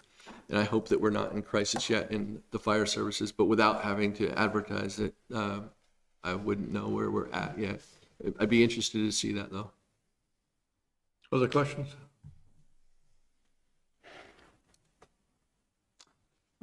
Sorry, I wasn't sure what my question was when you were on this slide. I'm looking at the building fire staffing level. And I'm trying to figure out how to interpret that. And I'm going to say how I'm interpreting and see if I'm anywhere near correct. And I think the way to interpret it is when you use the word an ideal situation, that's really not the right word. You would probably the better way to put it is the fire department would be justified having 15 people available per shift because that's what it takes to appropriately deal with a large building fire. Is that correct? So when we look at this, we look at the national standard, so it's not based upon supposition. And so we use NFPA 1720, which is the standard for combination and volunteer fire departments. And that standard actually provides guidance that says, depending on your saturation within your community, whether you are in an urban area or a suburban area, here's what you should ideally have available for staff. Their recommendation in an urban setting is that you would have 15 persons available within 9 minutes. And what I believe AP Triton also suggested is that we fit in the suburban setting where you would have 10 persons available within 10 minutes. We recognize that some of those numbers have to come from outside agencies. The challenge herein is how quickly can those other people get there? So if we're to go to a minimum staffing of 5 per shift, where do we get the other 5? And can they get there within 10 minutes? And so I think the track that we would look at is to look at how we could work on mutual aid, automatic mutual aid partnerships, the relationship between the regional dispatch center, if we can move that project forward so we don't have delay in call times or call transfer times, or even making a call or dispatching multiple agencies from different agencies. So sort of the follow-up question to that might be, how dependable is mutual aid?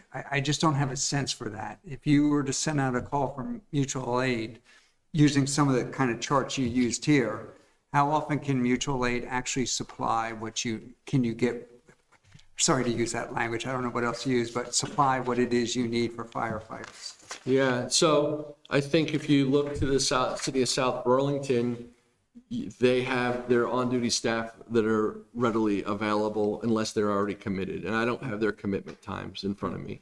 So they would be able to send over their on-duty staff, a limited amount of that on-duty staff, probably 3 persons. And then we would go to Essex Junction Fire Department. We've saw through the AP Triton analysis that Essex Junction can't meet the response times because of the delay. So it's not just responding from the fire station to the incident scene, it's the turnout time from notification for their volunteers to respond from home to their fire station, and then from their fire station mount the apparatus and then come back to our incident scene. So there was not a single time in that analysis that they can meet that time frame, but people will come.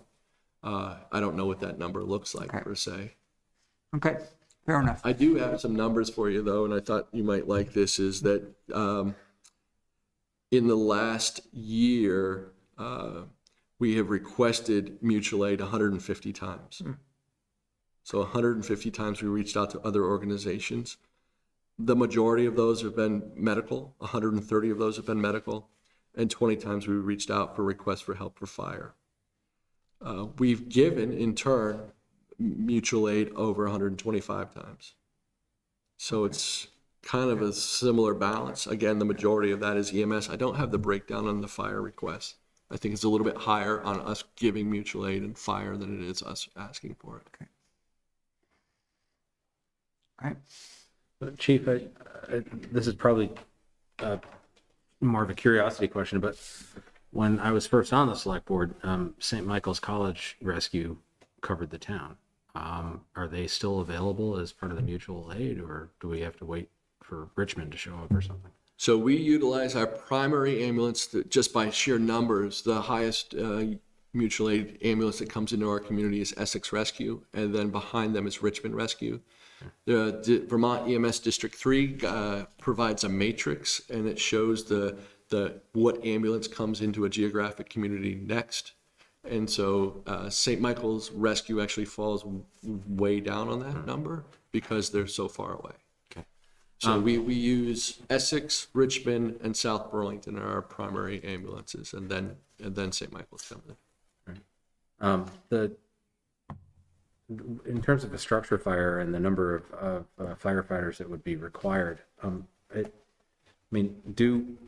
do the on-call firefighters show up when something like that is going on? They didn't respond to the tones to cover the station, but do they show up to go to a major fire?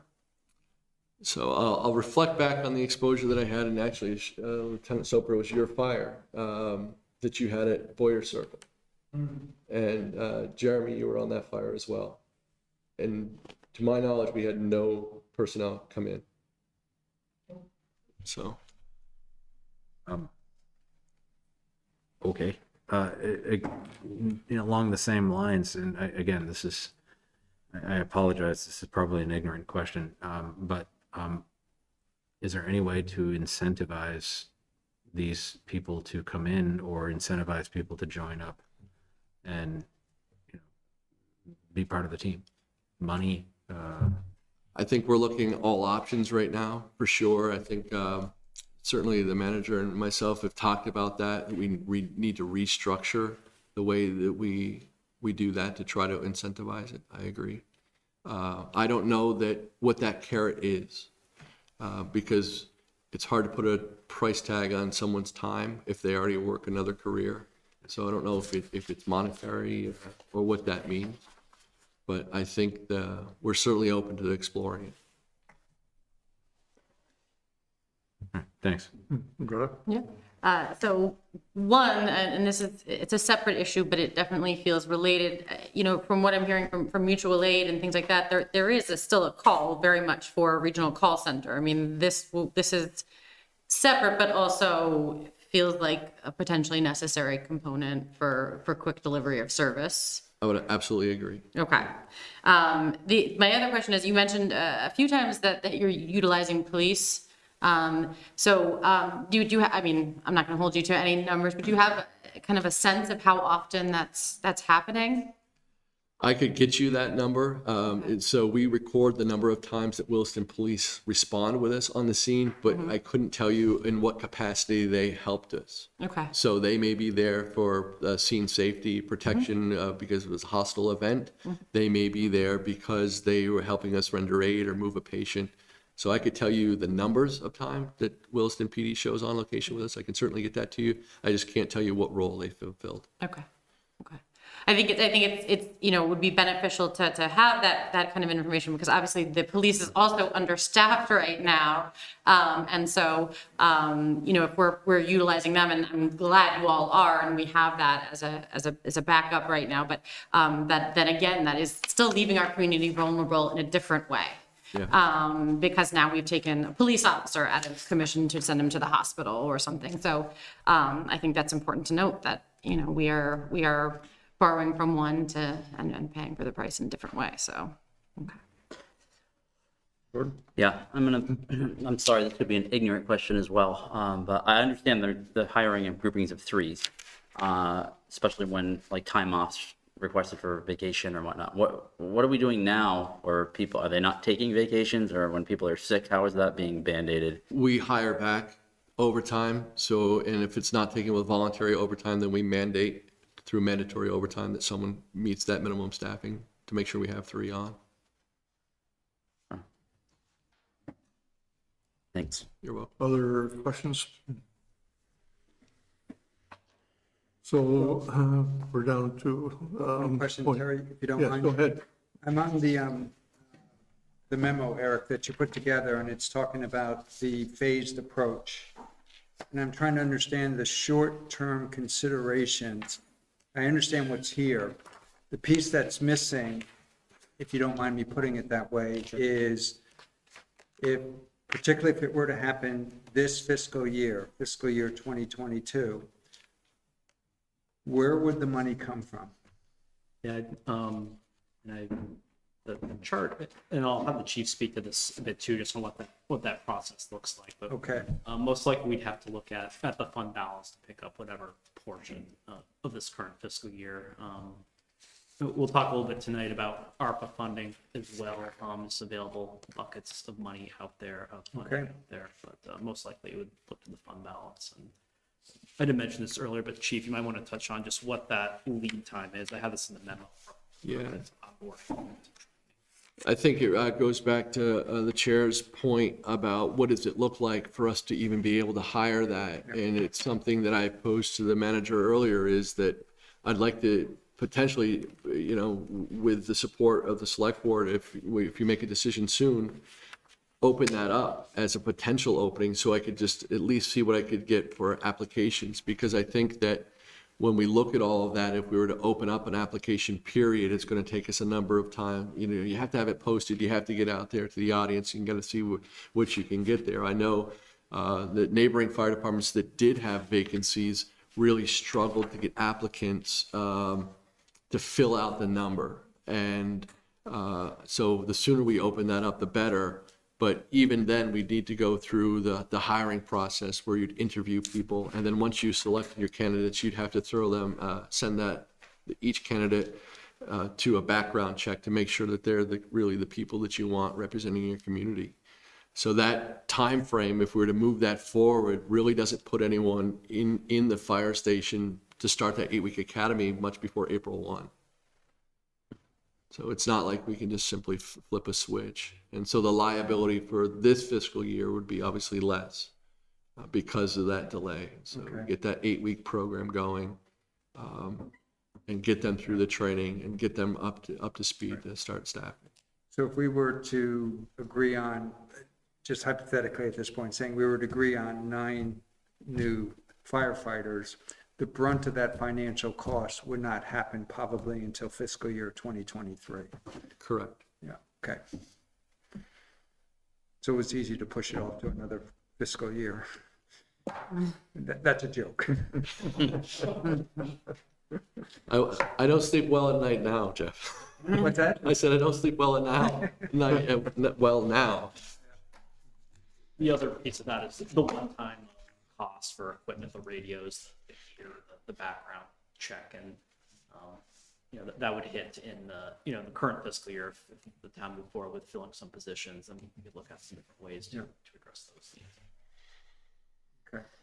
That was my question actually was going to be about that. Would be, and you mentioned the ARPA too. I mean, the one-time costs feels like potentially a good place for utilizing something like ARPA funds if that's permissible within that. I would be hesitant to potentially use those funds for the actual, salary and other things for a firefighter because we don't have those funds available in perpetuity. But like for one-time costs, that if that's allowable, that feels like a good place.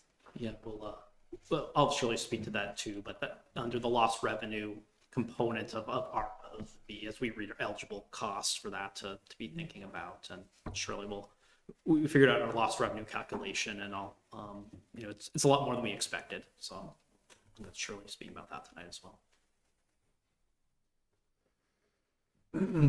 Other questions from the board?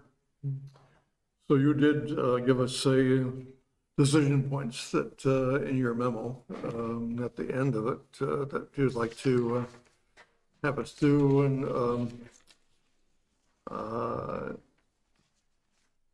so I know that the decision point on the number of firefighters, EMTs, is the most critical point at this point in time. And do we decide that in the budget discussions that are coming up? Well, I think there's a few different ways the board can look at it. Obviously this is a significant cost component of the FY23 budget.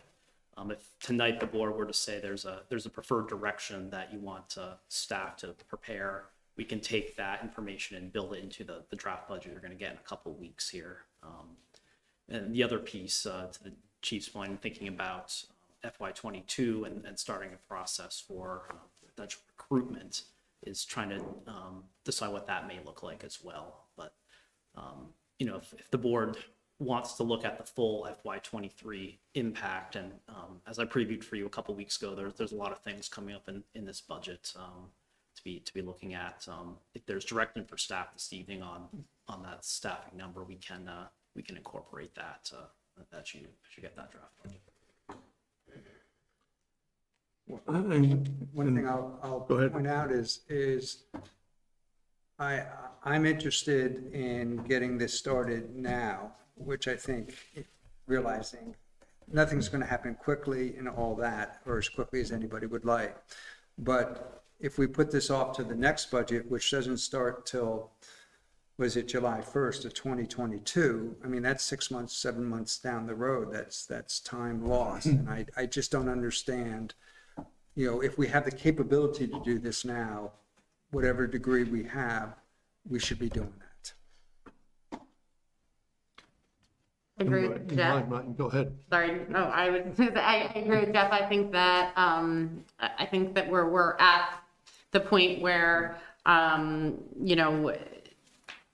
across the board in all areas, employment is it's incredibly hard to find people to do any positions, and there's by all indications this would also fit for you all. You may all have a hard time finding staff, and so I feel that the sooner we get on board with hiring, the better it's going to be a borough town. And so I would support trying to fill all 9 positions in FY22.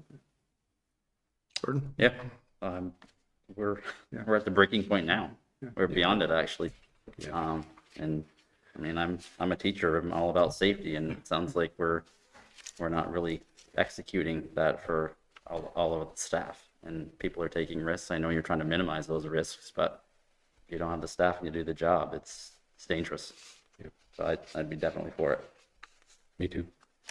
And just, if I could clarify, I don't see how, I don't even see how it's really much of a question for 9. Are people in agreement over the number 9 Yeah. firefighters? Makes no sense to hire any less than 9.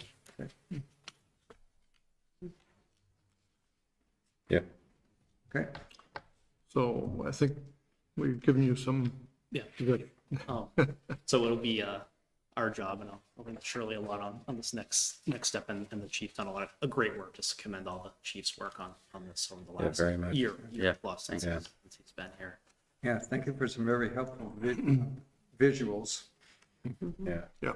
And Chief, I think the entire board would want you to tell everybody in the department how grateful we are for their work under these intensely difficult circumstances. It's awe-inspiring, and they're to be commended. Well, You told. So I said you tell them. Sincerely, from the bottom of my heart, I appreciate the support. I mean, for somebody that's been in the fire service as long as I have, and I pride myself in delivering a top quality service, and what I have self-coined as fire ground and emergency medical services competence. Your support is fantastic, and I appreciate it very much. we appreciate you being here and your staff as well. So Thank you all. Yeah, thank you. Yeah. What we'll do is we'll give the board some options of how to approach it fiscally with these different funding options.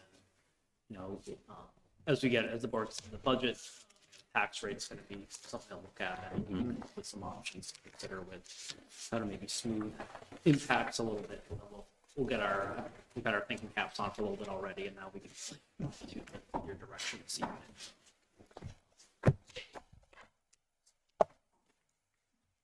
Thank you very much. Thank you, Chief.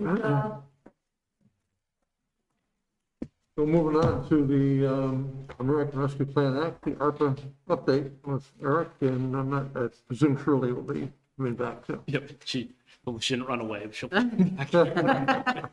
she can't work. But so I thought this would also be a good opportunity to update the board on ARPA as we've been working to really fine tune our budget draft here. We'll get this finalized in the next couple of weeks.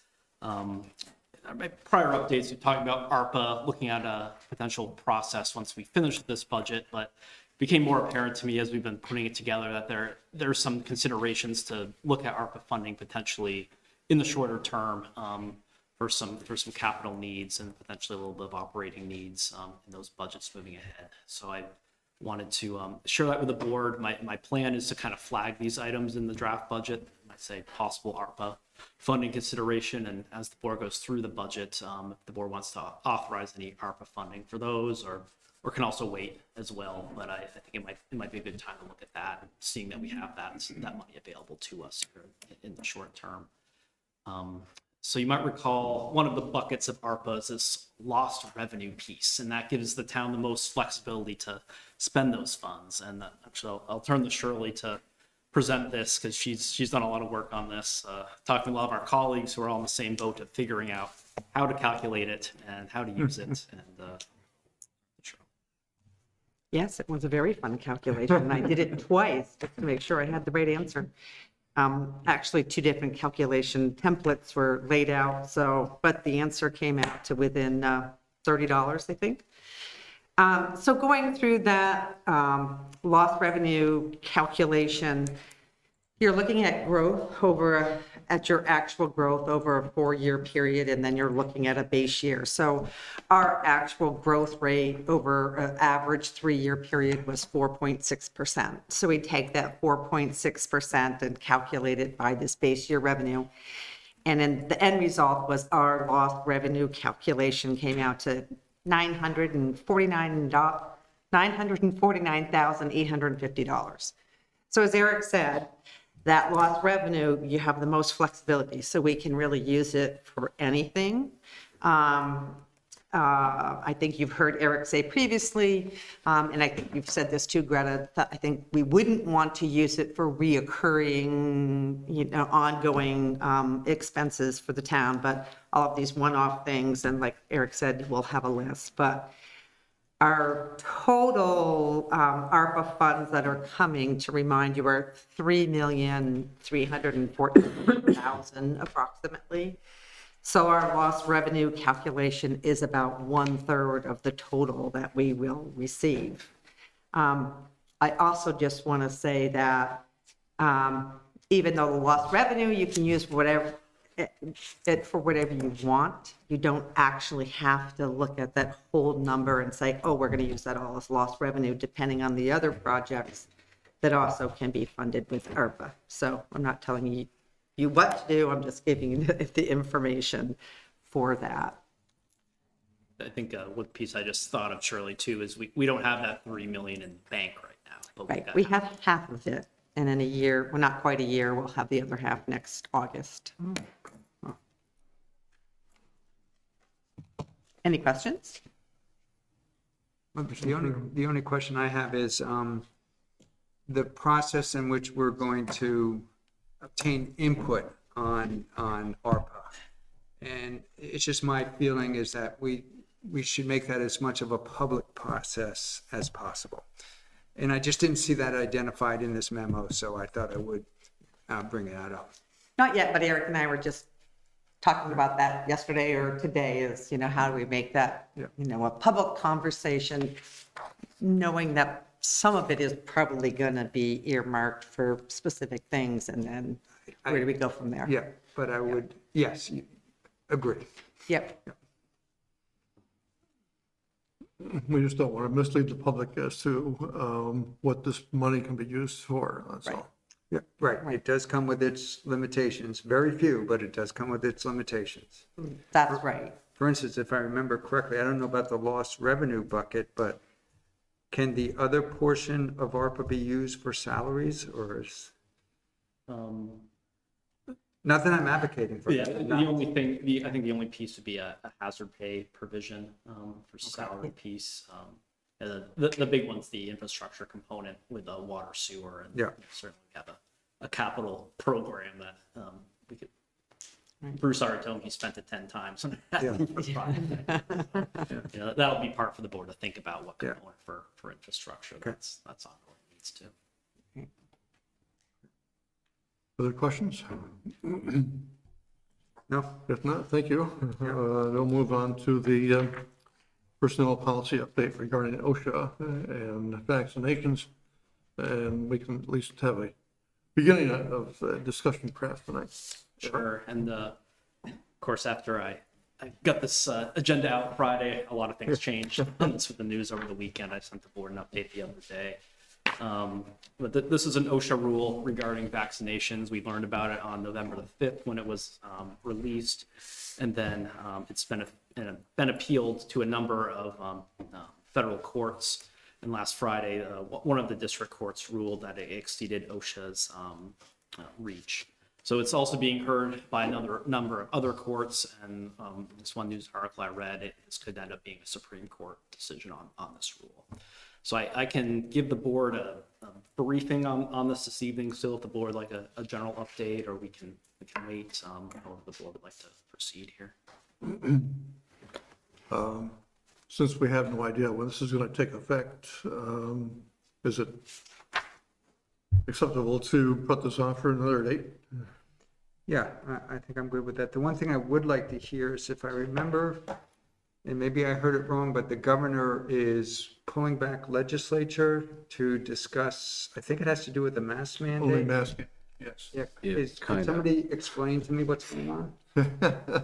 He threw that out at a press conference that he would be willing to do that to allow local communities to pass their own masking ordinances. Okay. So, yeah, The that's, pro tem responded and said that they would be willing to come back. It's not their preferred method, Yeah. but that they would be willing to come back and make that decision. And what I read today as well is one of the provisions being discussed with it, if that was passed by the legislature, signed by the governor, would unlock that authority for the select board to make a decision on local mask mandate, but it may only be through April of next year, and it would have to be reestablished on a monthly basis. 30 days at a time. But didn't some local municipalities do a mask mandate at the height of COVID? Yeah. Under the health, their health I think it ordinance? was Brattleboro, they went through their health commission, Yeah. then the governor's office, so they didn't have the authority to do it, so it was clawed back. Okay. I just get this image of this patchwork of mandates, no mandates, and it's like, Yep. which could have its liabilities for sure. Eric, can I just mention that one of the unknowns we have that ETS passed, even though it's going to court and people are fighting it, our first deadline is December 5th to gather vaccination information. So we might be in this place like, okay, what do we have to do? Because unless OSHA pulls this back and confirms it, there's nothing to say that we don't need to make this first step and mandate that people give us their vaccination information. That might be one thing that we might have to do until further information comes out. And we have made that request voluntarily and had it for quite a few people, but not everybody. Okay. A limbo period for sure here, and you know, outside of the OSHA rule, the board has the authority for a work, and we've seen this in a lot of places around the country as a workplace condition for vaccination, but that's a whole separate issue as well.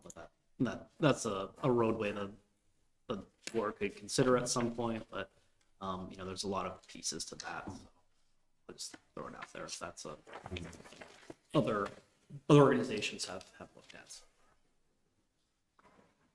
So it's possible we may need to take this up at our next board meeting and I think we're coming back on December 2nd. Yeah, the 7th of December. Yeah. The 7th? Yep.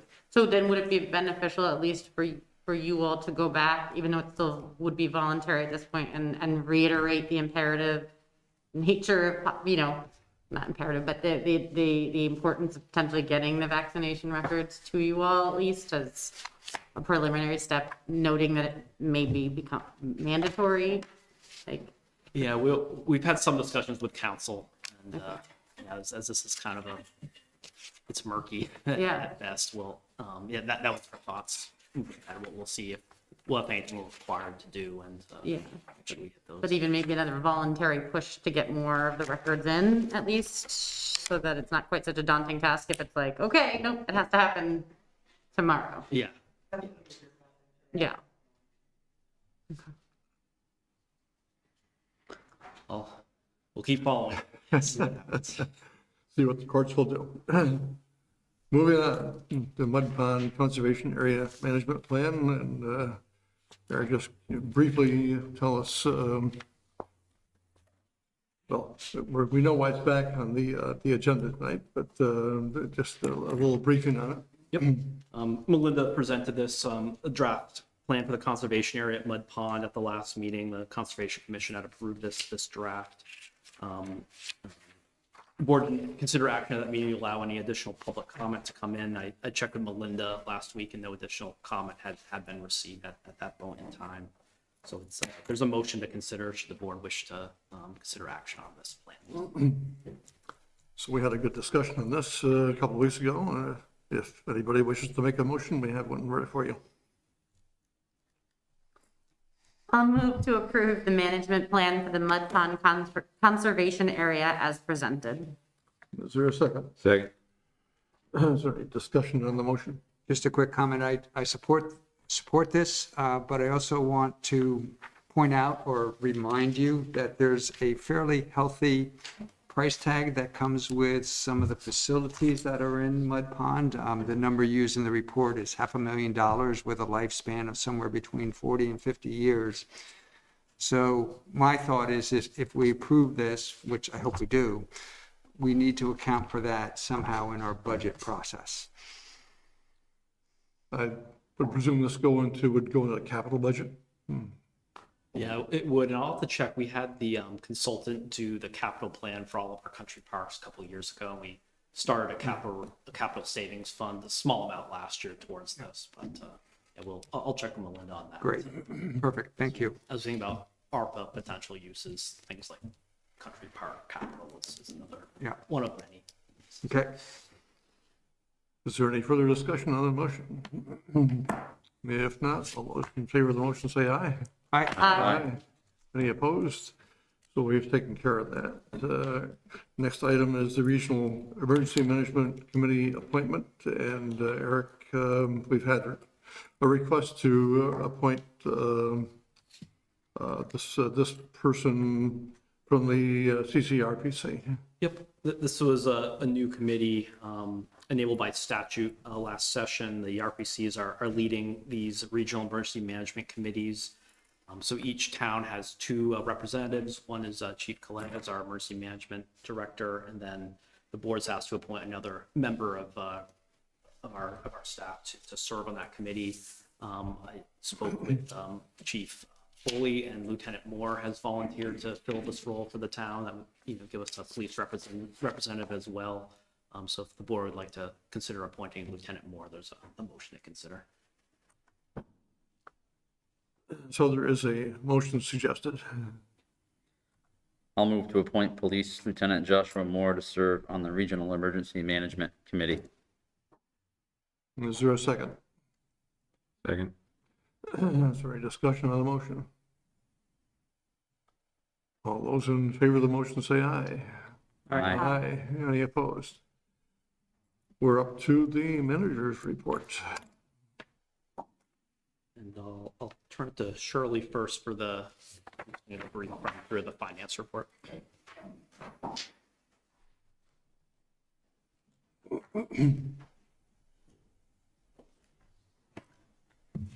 So these numbers are September year-to-date, and I've continued with what we were doing last year and just highlighting the differences from the last report I gave you. So when you look at the financials that are with it, it looks like our penalty, interest, and other income is behind revenue, but it's just the pilot payments, and most of that comes from the state of Vermont, property in Williston, and that just hasn't come in yet. We've only got the first local options tax payment. Actually, we don't have the first one yet. And I was surprised we didn't get it today. I didn't see anything. Did you, Eric? No. Me neither. So I was hoping to have that information to update you with, but we don't. But we're hoping it'll be above our budget. Highway revenue appears low, and it's just because the highway folks haven't been able to get the reports from me yet for the work that they do for the stormwater project. So we charge the stormwater fund, and we credit that back to the highway, and we just don't have those numbers yet. So that will be coming, I just don't have it yet. Highway expenditures are lagging to budget. We've been short staff. We have hired one as a couple weeks ago, but we still need one more person in the highway department. Let's see. And the sewer allocation fees continue to be ahead of schedule. And well, we've worked with that with Bruce a little bit, but essentially you can, in the budget, the only thing Bruce budgets is the actual allocations that people are holding. So out of our sewer allocation, they hold it and they pay either semi-annually or quarterly for that allocation they're holding until they build something, and that's the budget is based on that. But then there's the actual sewer allocation we sell out of the total sewer allotment that goes in there as well.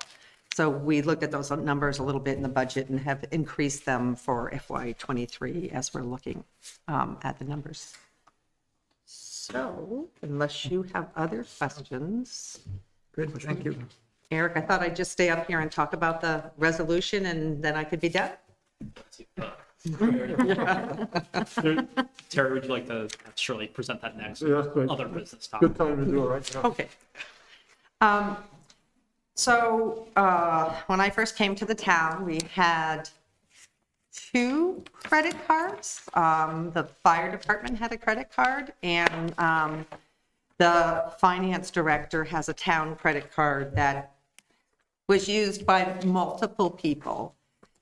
We now have 5 credit cards out to Public Works, Fire, Police, the library, and then the town card.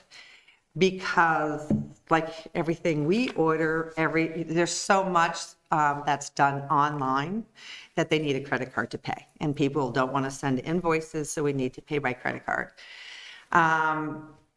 Last week, the town card has the highest limit. It was 5,000. We just upped it to 6,000.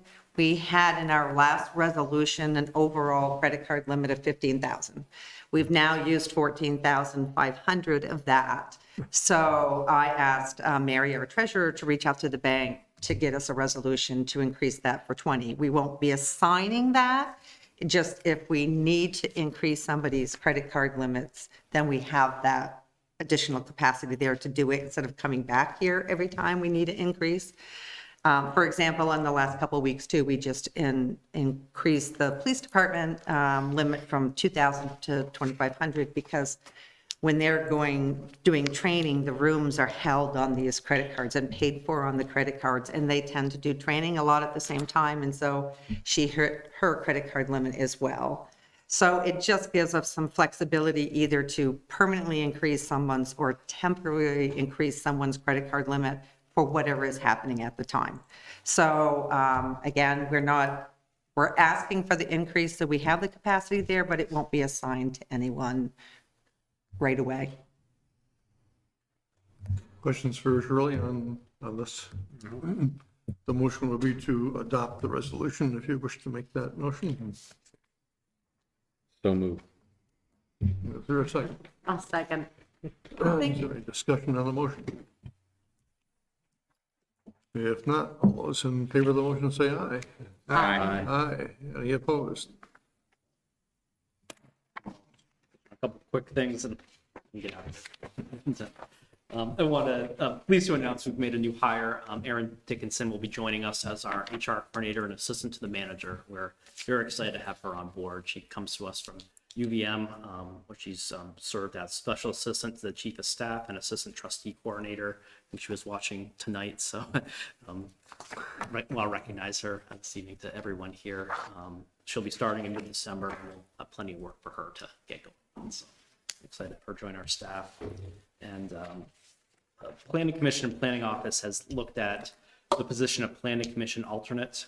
State statute and our bylaws allow for this position. I consulted with our town attorney to make sure charter would allow for this, and there was no issue in our charter since it's allowed in statute. Unless there's any objection from the board, I would move forward to advertise for this position of Planning Commission alternate and schedule interviews. And the basis of this request was to have a backup for the commission due to its workload and occasional challenges they're having in reaching a quorum for a meeting. Unless there's objection, I would move forward.